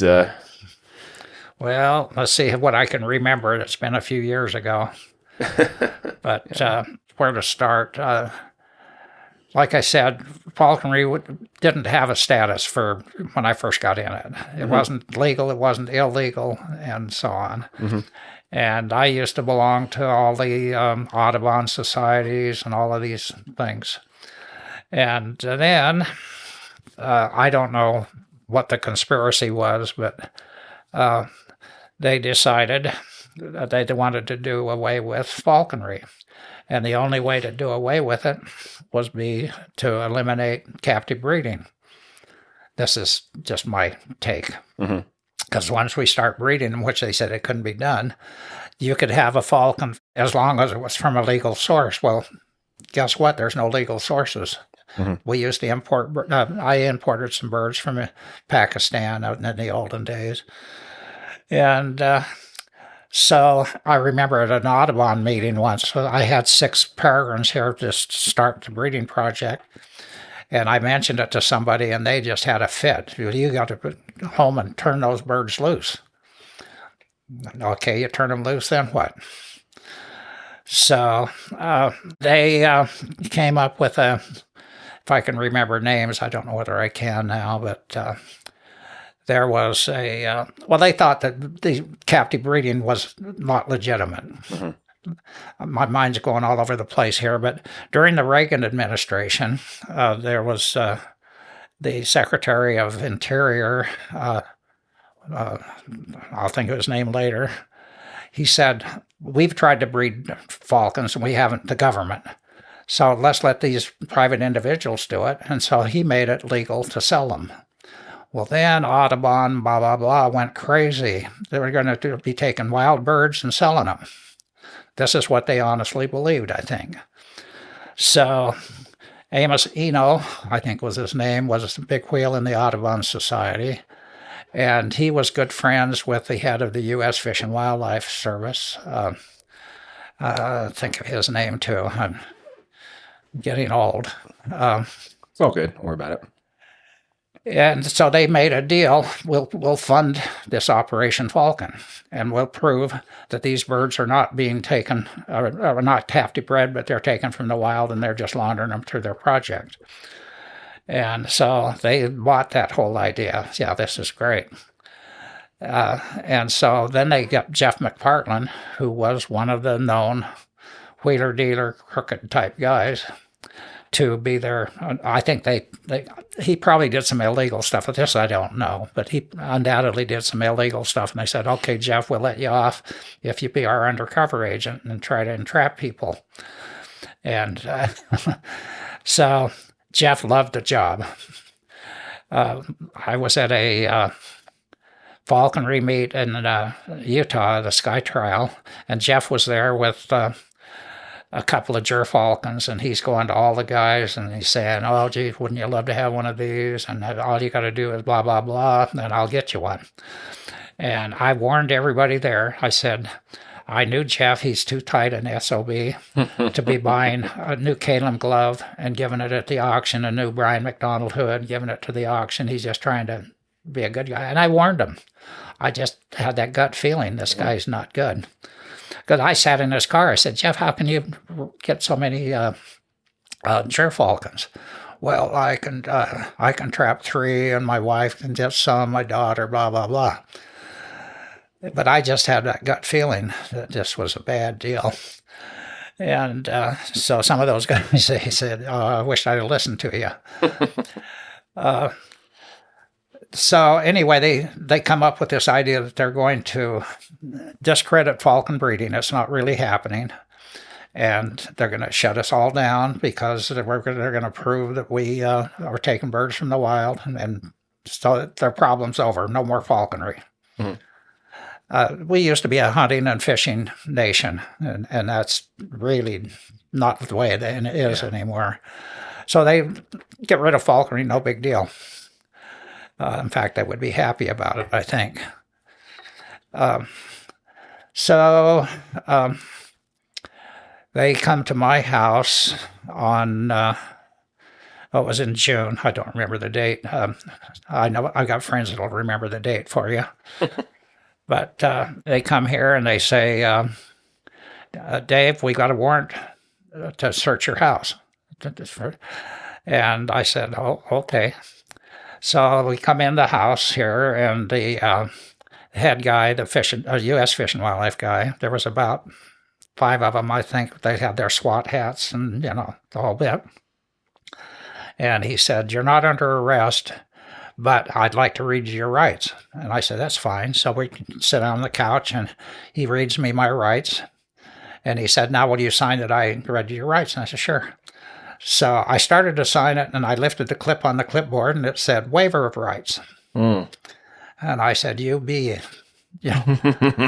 And so then he asked a whole bunch of questions, mostly about the Peregrine Fund. And he said, "Now, will you sign?" And I answered his question, "Will you sign this paper?" And I said, "Yes, if you give me a carbon copy." "You want me to write down here you refuse to sign?" I said, "You can write any damn thing you want. I'm not signing it unless I get a carbon copy." And first, then they started, I said, "Well, just tell me what you're here for, and I'll get you whatever you're searching for." No, you just stay back and we'll take care of everything." So they're going through every cupboard, drawer, everything. And before they did that, I said, "I'm going to call my attorney." And I picked up the phone and started dialing, olden days when you Rotary. Yeah. And they took the phone away from me, and they said, "What's his number?" And they called, "Are you an attorney?" "Yeah, okay." And he said, "Well, just take pictures of them." And, of course, they turn their back every time they're going through your wife's underwear drawer or something, whatever. They turn their back to you, and they were just rude. Mm-hmm. And they took boxes of stuff. So I told the Nevada state that I had some birds. In those days, everything was plastic banded. And I said, "I've got some birds that have their bands broken up probably 2 months before they came." And they said, "Well, after the breeding season, we'll give you the bands and you reband them." So they found 5 birds with broken bands. And it was a hot day. And they just threw them in boxes, horrible boxes. I was really mad. Mm-hmm. So fast forward, I posted a bond to get the birds back when everything was settled with my attorney. And so they held grand jury hearings for, I'm going to say about a year. And what they like to do is they go to a grand jury, and then they get an indictment, and then they come and arrest you on a Friday night so that you spend the weekend in jail. So my wife and I just take off and go around Nevada. You can research it, but I think they get at least 98% of the ones they take to the grand jury, they get indictments. What the statistics, but I know they get almost all of it. And so I figured, well, they'll probably arrest me, and so we just take off. And so then I hear that the grand jury is dismissed and there's no indictments. So I go to my attorney and I said, I want to get my birds back. So I posted this bond. And so next thing, here's 3 or 4 Justice Department from D.C., Fish and Wildlife, blah, blah, blah. I don't know exactly who they were. Big guys. And they said, they wanted Steve to come too. And they said, we want to give you a pre-indictment plea bargain opportunity. And I said, what are you talking about, pre-indictment? I said, the grand jury's dismissed and you don't have indictments. Their jaws dropped open. And being who they are and what they are, how do you know that? And I said, I know that. And, that doesn't mean we can't go to another grand jury in Florida or something and get indictments. And I said, that's true. And so they wanted me to plead guilty to 2 misdemeanors and pay a $5,000 fine. They didn't say what the misdemeanors were, just they wanted a mark in their corner. And I told them, ain't no way. And they said, well, okay, then we will pull your permits to have the birds. And I said, you can't do that. And they smiled and they said, who's to stop us? We issue them. Okay. Then you meet with your attorney privately. And he said, well, maybe for $50,000 or whatever, we can get a judge to put a stay on that, but that's not going to last forever. So then you go back and you say, okay, are all my birds okay? Oh, yeah, your birds are all fine. And I said, okay, so if I plead guilty to 2 misdemeanors, pay a $5,000 fine, due in 5 years with no interest, I get all my birds back now, and they're all okay. Yep. What do you do? I've had people say, I'd never plead guilty to something I didn't do. But you put your life into the breeding project, and to have it go away just like that, they're not going to do that. So we agreed to do that. And we even actually flew back and talked to, why is his name slipping my mind? The head of the Fish and Wildlife. Anyway, we went back to D.C.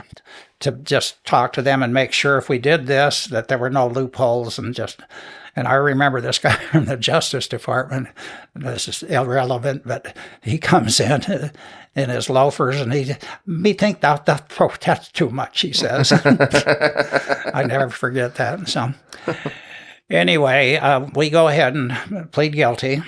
And they put a big deal. And then they wanted to double the fines so that they could go to the newspaper and say that, they got these guys, bad guys, blah, blah, blah. And of course, then they had to sign a deal to hold them non-responsible for anything lost. Well, they had drawers full of pictures and things like that. And I thought, well, that's what they're talking about. So after we do the thing, then they say, oh, no, 2 or 3 of your birds died. There's nothing you can do. So the point is, you don't want to get crossways with the federal government. Yeah, they've got all the power in the world, all the money in the world.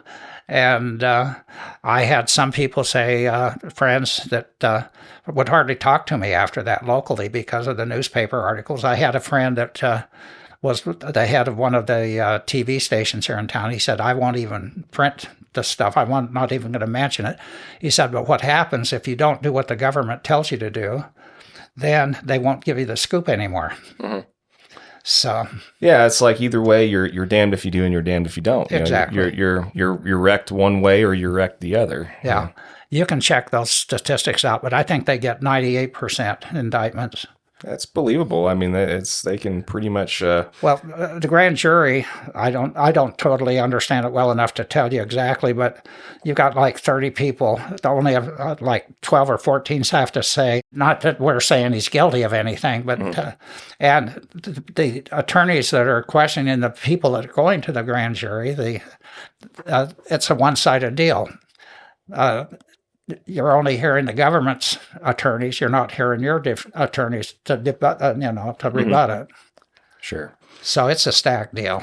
Yeah. Well, I mean, that's the only. I think that's the one good thing that's come out of some degree of modern technology and the way people absorb information and stuff now is through like mediums, for example, like podcasts and things like that. At least nowadays, you have a chance to, if you can at least make it to the right, source or the right person that's got some degree of a following or an online presence or something like that. At least nowadays, if something like that happened, you might have a chance to vet your side of the story and have a decent amount of people hear that perspective. I understand what you're saying. Yeah. I mean, as opposed to back then, you're just screwed. Yeah, absolutely. You're just screwed. Yeah. Yeah, absolutely. Man. Everybody always talks about how bad of a deal that was. And, the irony of it all was they didn't really ever. Well, the bottom line is the only people that were taking birds from the wild was, guess who? The United States Fish and Wildlife Service. Mm-hmm. I've got a copy somewhere here of the agent in charge out of Denver. I've got a copy of the permit that he gave to Jeff McPartland, and he just had a carte blanche to do whatever he wanted. Mm-hmm. Now, Jeff came here 2 weeks before the big bust. I was highly suspicious of him. In fact, I just felt 100% he was bad news. Mm-hmm. So he comes, and I tell Steve that he's coming, and Steve said, okay, bring him out to my house. That's a good story. And he said, I'll have Roy Liraldi, who was about 6'6", be here, and we'll strip him and take the wires off of him. So I said, okay. So I pick him up at the airport. I take him out to Steve's, and nobody there. But I would ask Jeff certain questions so that I knew that he'd done some bad stuff. And he, no, that's not the way it worked. And blah, blah, blah. So anyway, he looks at my birds and he said, Dave, I see $60,000 worth of hybrids here. And I said, well, really, Jeff? And he said, yeah, if you bring them to Montana in 2 weeks, I promise you at least a minimum of $60,000. I said, okay, we're in the car. I said, we'll just go buy Fish and Game now and I'll get an export permit for them. No, I don't want any permits. He said, I want you to cut the bands off of them, and you bring them to Montana in 2 weeks, and I guarantee you a minimum. I want the people to think they're from the wild. So, 60,000 was be like probably 200,000 now. Mm-hmm. And had I not been suspicious, maybe I'd have thought, well, gee, I could use a couple $100,000. Don't know of many people that couldn't use a couple $100,000. Yeah, I don't know what the figures are. I never thought about it. But yeah, it's either way, it's a lot of money. It was a lot of money. Yeah. And I would have gone to prison. I'd have been a dirty, rotten, no good. Yeah. Anyway, the press still, I had some people that didn't even really want to talk to me that I knew because I was a bird smuggler or whatever. Yeah. But, like you said, when you're offered two choices and both of them are bad. Yeah. what are you going to do? Exactly. I mean, it kind of sounds like most. Clark Baven, he was the head of the Fish and Wildlife Enforcement Office. So he was in collusion with the guy from the Audubon Society to raise the money to do this. Another little quick thing, Jim Fowler, do you know who he is? I've heard Wild the name. Kingdom. Yeah, I've heard the name. I got to spend several hours with him one day at a Mutual of Omaha convention here at the hotel. And we got talking about Operation Falcon, and he said, he went to D.C. one day, and Edwin Meese, who was the head of the Justice Department, he's the Attorney General, picked him up in his limousine, and he said, didn't we do a great thing on that Operation Falcon? And he said, can I say shit? Yeah, sure. He said, that was a terrible thing, and your undercover agent was a piece of shit. And he thought that they'd really done something good. Yeah. Well, hey, once again, is what it is, right? It is what it is. But it ruins some people's lives. I don't doubt it. Steve Jensen's a good friend of mine in Utah. Mm-hmm. And they pulled his breeding permit and his falconry license and everything. And he was able to kind of fool him, and he transferred everything to his wife, her different name, Zorn instead of Jensen. Mm-hmm. And but they took his falconry license away from him for, I think, 8 years. And, you know, those are prime times, and they just put him through all kinds of maybe going to go to jail type stuff. Yeah. Yeah, I mean, it was a bad deal, and that's, you know, there's a lot of articles and things you can still read from, you know, back that have been published about it and things like that, but I haven't really. I'm sorry. No, I was going to say I just hadn't heard of very many people actually recounting their story and their experience with it so far. Well, Jeff Peters, you know, he went to Leavenworth. Did you know about that? Mm-mm. He was a school teacher, biology teacher at his high school there in Missouri. And Jeff did a deal with him, and he took a Merlin. Don't quote me exactly, but it had something to do with a Merlin without a band that he took across state lines. And the judge was told that he was a bad dude, blah, blah, blah. And he went to Leavenworth. And then on the nightly news, Tom Brokaw told his story, and he got out. But they were just doing all kinds of stuff. Some people actually beat them in court, and then they turn around and sue them for. They would beat them because of entrapment, and then they turn around and go after them for something else. Yeah, it's just, yeah. This entrapment stuff is just horrible. Yeah. If you got time, my friend Sam was a big-time sheep hunter, and he bought a sheep tag in Oregon. It's either Oregon or Washington. I can't even honestly remember. I think it was Oregon. And for like $50,000. Then you get a preferential, you get a sheep tag. And he could afford it, so no big deal. And they immediately set him up with a Jeff McPartland type guy. Oh, I know this area better than anybody, blah, blah, blah, blah. And so they would, if he went up there with his helicopter, for example, they would have planes above him taking pictures and so on, what was going on below. And so they threw him in jail on a Friday night.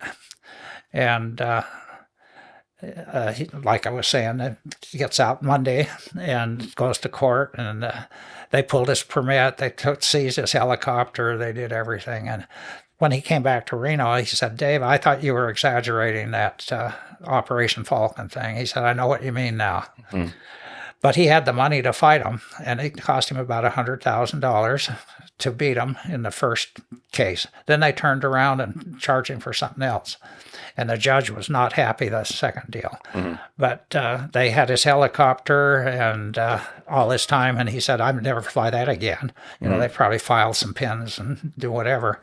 So he said, not going to let a little thing like that stop me. He bought a new one and got rid of that one.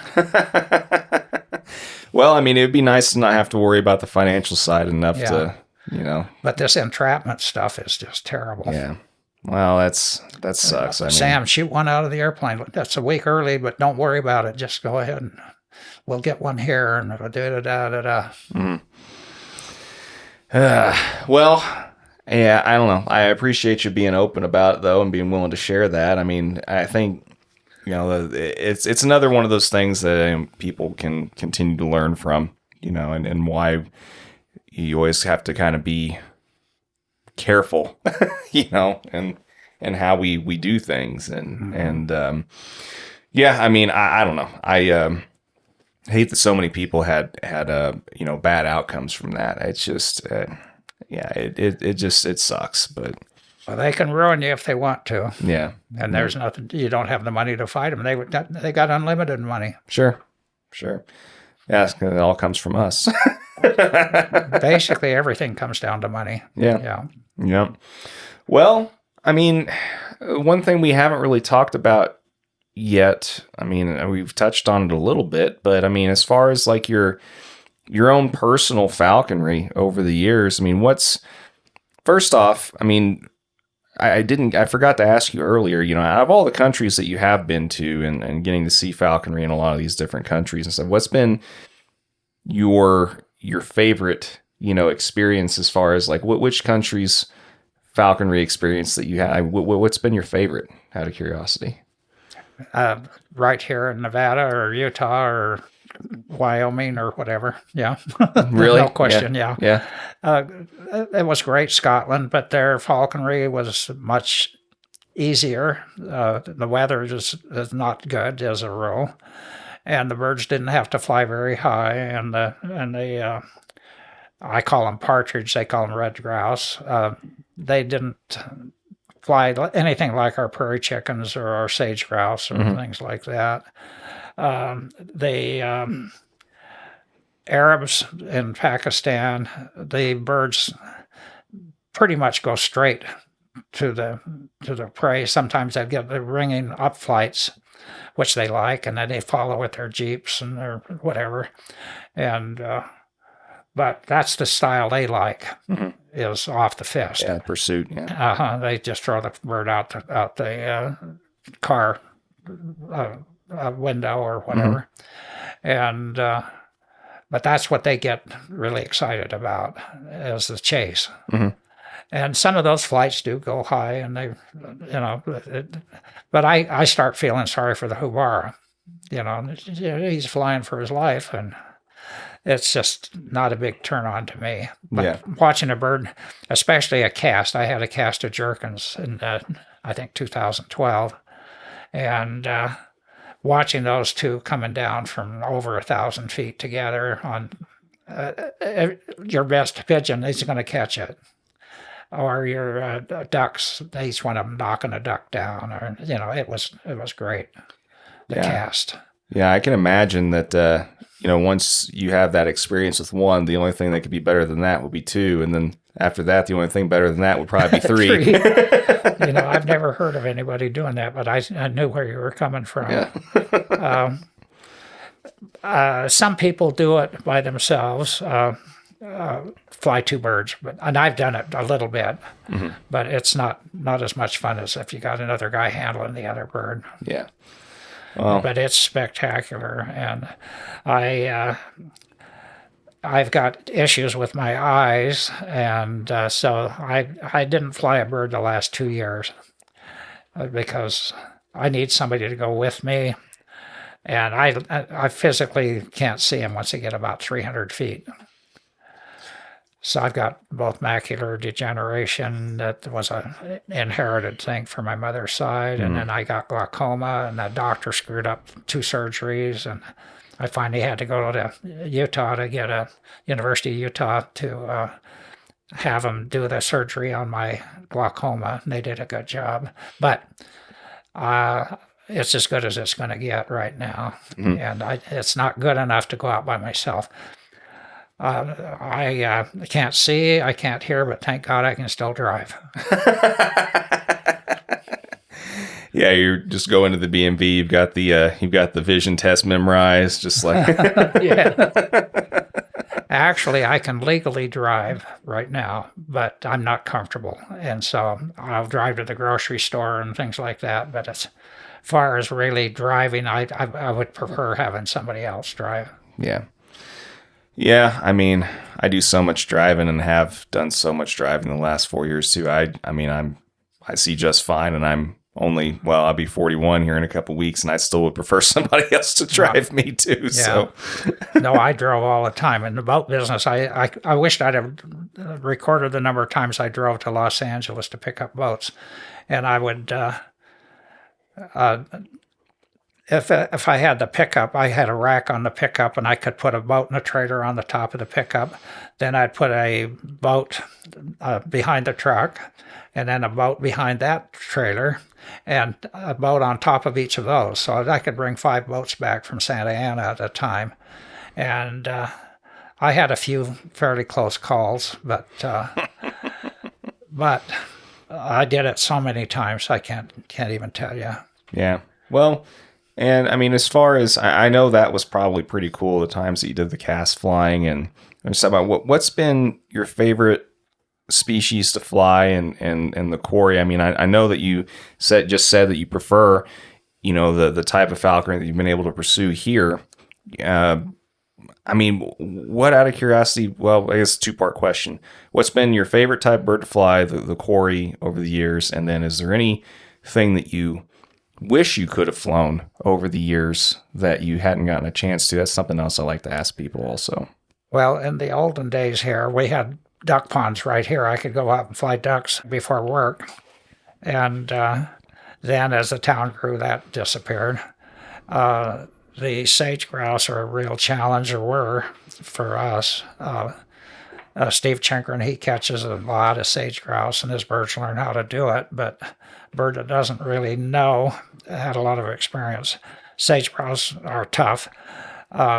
Madison Haley, who you interviewed, was here, and he's had some really good sharp tail and greater prairie chicken hawking. And Dan Conkle was here a few weeks ago, and he said that this bird that Madison got from me 26 years ago was the best grouse hawk he'd ever seen catching prairie chickens.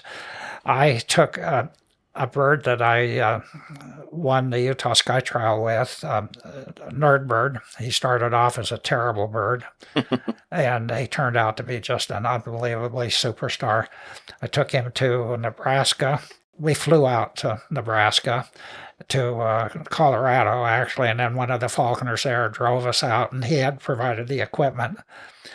And so we put it in a weathering area, the nerd bird in a weathering area, and I wasn't real comfortable about it because it was in the shady side of the house and it didn't have a roof on the weathering area. We went to lunch, come back, and there was no perch. He pulled the block off of they didn't have a metal at the top of a ring at the top of the metal, and so that he baited and just pulled it, and off he went with the ring. And he's gone. So I never really got to hunt sharptail and prairie chickens. But I did quite a bit of sage grouse, and the best bird, I think, was what you were asking. Yeah, I mean, your favorite bird and the type of quarry that you've hunted over the years. Yeah, your preferences. Artie was phenomenal. He, after sitting 4 years in a breeding project, I flew him the first year, and he was phenomenal. I actually, by the watch, he was up over 1,000 feet for over an hour while I went walking, looking for duck ponds on ditches and stuff. So he was phenomenal. But then I put him in the project for 4 years. And then I took him out to try sage grouse, and he caught a sage grouse on his 6th flight after sitting for 4 years. And then that was a hen, and then the next one he caught was a boomer. Up in grouse camp, there was a hot spring, and Morty Nelson came up. You've heard of Morty? Mm-hmm, mm-hmm. With all his camera equipment and everything. And we went down, and he killed a Drake mallard. We get back to the trailer, and Morty said to me, Dave, he said, you don't read the books, do you? And I said, oh, what did I do? And he said, if you read the books, you know you don't take a Drake mallard with a tersel. I thought, oh, okay. But I thought I'd really done something horrible. Yeah. Back to your question about favorite birds and so on and so forth. Artie was definitely one of the best, and nerd bird that's the nerd bird over there on a perch. He was phenomenal. He's the one that got loose with the ring and the leash, and the farmer found him in a fence the next spring. So that was a real blow. But I've had a few decent birds, and Steve and I used to kind of discuss. He got hooked on gerfalcons, and I was hooked on peregrines. If you have one bird to fly the rest of your life, what would it be? I said a peregrine. He said a gerfalcon. Then I've had a couple of jerkins that were phenomenal. So the jurors, a peregrine to me is more instinct type. Just this is what we do. Mm-hmm. The Jur Falcons, they come a little tamer, a little bit more dog-like, you might say. I'm not a good hooder, and I've had a couple of jerkins that were just next to impossible to hood because I was just used to tundra birds and so on, and anybody could hood them. Mm-hmm. But a jerkin, once he throws a temper tantrum, it's like a little kid. Yeah. Not that a little kid gets his eyes get glazed over, but the jerkin, once you missed a few times with the hood, they just kind of go crazy. Yeah. I've heard that about them. Yeah. And they're very forgiving. Chengrin told me once, just put them between your knees and put the hood on. I thought, that's cruel, but I did. And you think that they'd never forgive you, but no problem. It's easier than having them go through this temper tantrum. The females don't seem to be that bad, but I love jerkins too. Okay. Well, and then back to the other part of the question of, is there any form of hawking that you wish that you could have done that you never got to, or the prairie chickens and the sharptail. Yeah. I mean, as far as the actual species of falcon, though, or a different species of bird of prey that you wish. No, I'd raised 2 years ago. I accidentally had a red-naped Shaheen in with a Peel's Tersel, and they copulated, and I made a female, and I think she would have been wonderful. Now, the red-naped Shaheens are phenomenal birds, too. Bruce Hawk had one that it was a haggard, but it was one of the best, hardest-hitting birds. They have a different hunting style. Instead of coming straight down through something, they like to go past it and then throw back up and catch them up in the upswing. That's a story there, too, as when I was in Bahrain and we went to Pakistan, I wanted to get some red-naped Shaheens. And finally, the sheikh said, "Is this what you're looking for?" I'll back up a little bit. The tersels are hard to find because this is a horrible thing, but they would use some of the smaller falcons to catch the bigger falcons. You've heard that? Yeah, they're having issues with that with luggers and stuff. Yeah. But anyway, we got a few red napes, and then Charlie Schwartz was working for the Crown Prince over there at the time for the P Fund. So he was able to ship them ultimately, and they went to Clayton White. You've interviewed Clayton, I think. Yep. At BYU, and he did the quarantine there at the Woodsoe building at BYU. And then Bruce Hawk got that one female, and I got a female. And I just think red napes are neat, and a hybrid red nape with a jur or whatever. I had a red nape jur female that I gave to one of my local falconers here when I couldn't fly anymore. So, but they're neat. Cool. Yeah, that's a species that I want to fly at some point. Also, I think that they would be good on some of the stuff that I have around, like the dove and things like that. Would probably be pretty decent. Tertial red nape would be great. Yeah. Ed Pitcher, have you interviewed him? No, I've talked to Ed many times though. But he did real well with Shaheen type black. I think he had a black Shaheen. Yeah. Ed's a character. I love Ed. But one time I was sitting at his table in his living room, and Ed says, "I may embellish a story, but my son here, he flat lies." Yeah, well, yeah. There's always that.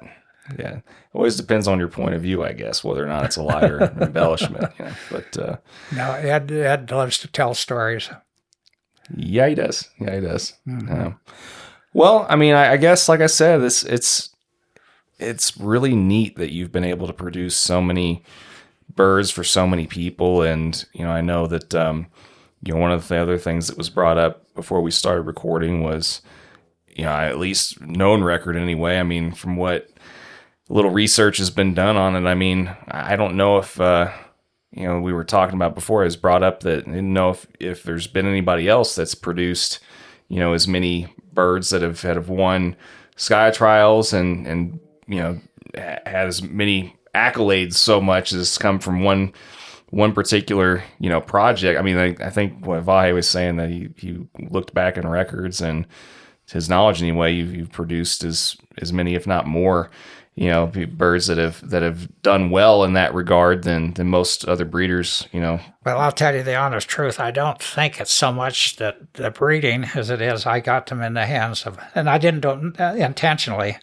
but I got in the hands of the really good falconers. People that flew them, Dave Cherry and Rick Sharp, and there's a few of the guys that are really good falconers. Chingren got his first really good bird from here. It was out of a prairie falcon female, and out of Artie was the father. And it was a screaming, horrible imprint, but it caught a lot of game. And then Chingren's got some of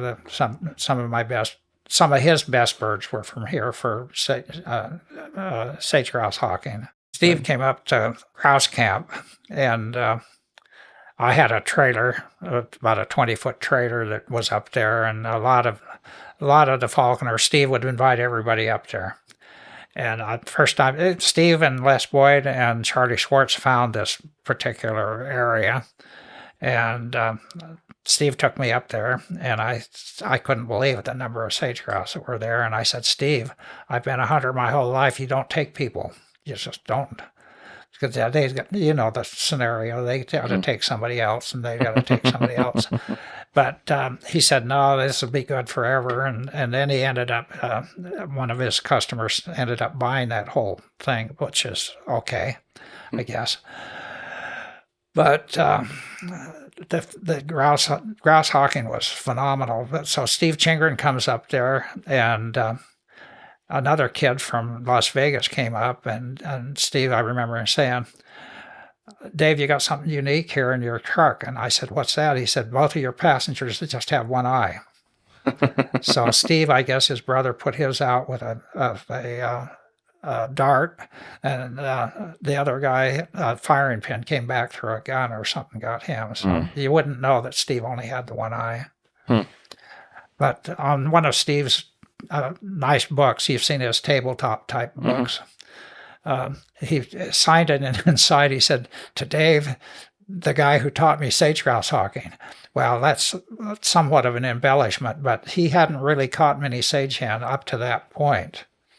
I didn't teach him anything, but it was nice of him to do that anyway. Yeah. Well, I don't know how much more we can really kind of cover. I mean, Have you got a couple more hours? Yeah. Yeah. I mean, got at least one more if you really want to go that long. But, there's so many things that I feel like, that either get missed or, with guys like yourself that have had such a long historical career in all this, it's like, even after a couple hours, I feel like you just scratch the surface with people and like I said, I think, hopefully maybe we can figure something out to get more of, some of the other stuff, cataloged over time or whatever. But I mean, is there anything else before we... What I was going to say earlier about the winning the sky trials and stuff, it's not so much that the birds are specially genetically bred. Yeah, so they ended up with they're just in with good falconers.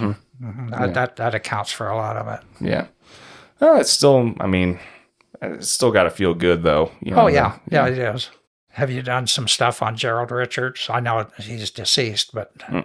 No. He's the one that, with Chingren, basically, they started the sky trial idea.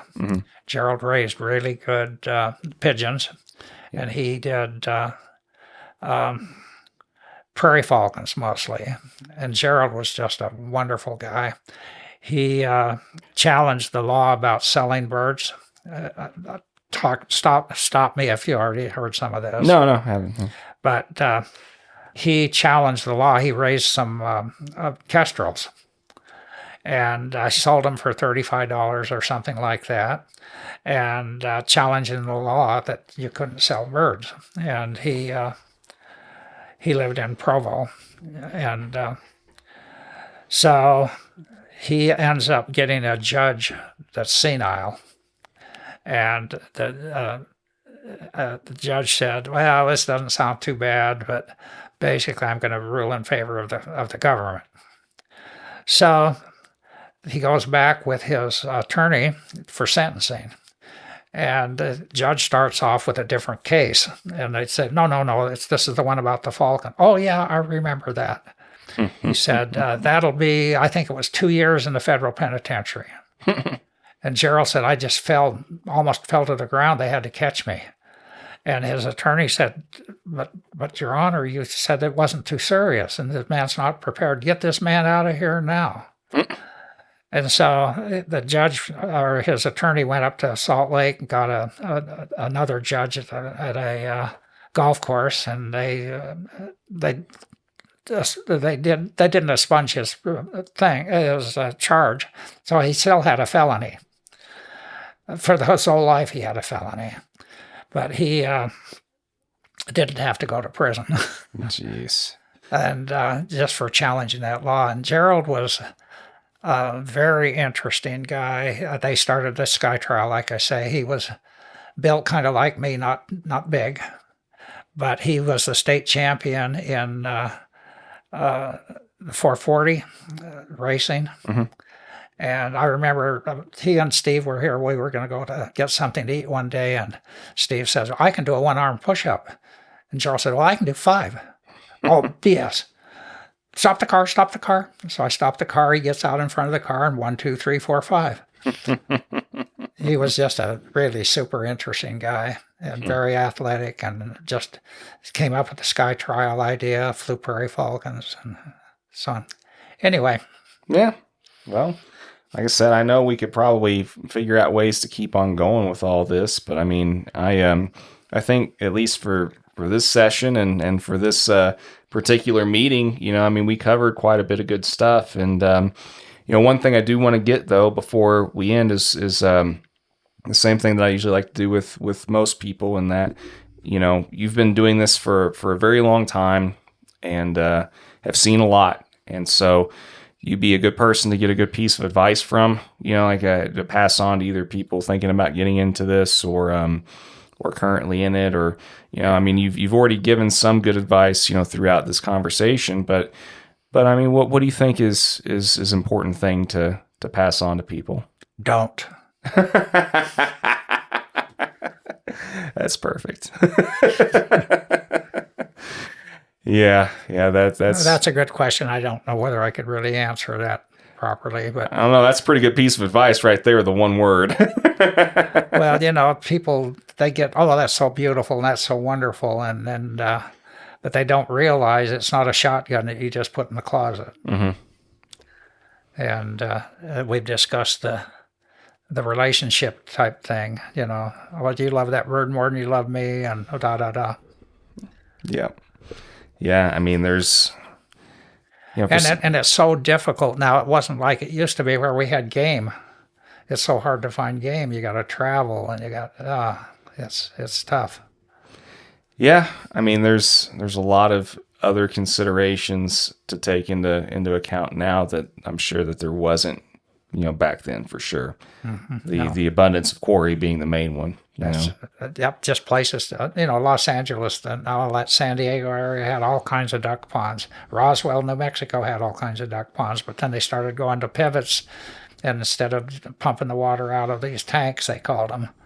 And so it's not easy to find quarry anymore. Yeah.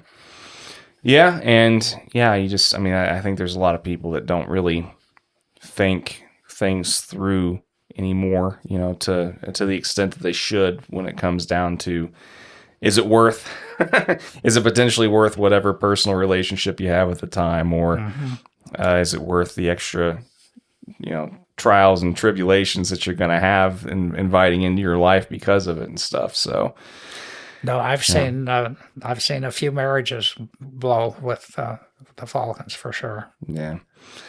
Well, I don't know. This has been a really fun talk, though, and is there anything else that you can think of to add before we call this good and move on about the day and all that kind of stuff? Or Yeah, who's buying lunch? yeah, I think that's going to be Vahe's. Oh, good. Sure, again, right? Anybody but the people recording right now. Okay. Yeah, no, It's been fun. Yeah, no, this has been a great time, and it's been really nice getting a chance to officially meet you. I mean, that's always one of the other perks and silver linings to doing this, is I've also gotten to meet a lot of really cool people that I normally wouldn't have, and now you're amongst those. I mean, I've met my first perfect person today. I mean, Perfect. There's no flaws. Yeah. There's always these wonderful new milestones we get to achieve, So this was another one. Well, good. Yeah. Okay. Well, it's been my pleasure. Yeah. Well, we'll talk more later, and this has been fun. So thanks again very much, Dave. Really No appreciate problem. Mafi Mishkila. That means no problem. you. Oh, okay. Cool. Well, there's another wrinkle in the brain. As far as I speak your language, huh? Very much so. All right. Well, thanks again, and let's go pester Vahe for some Okay. food.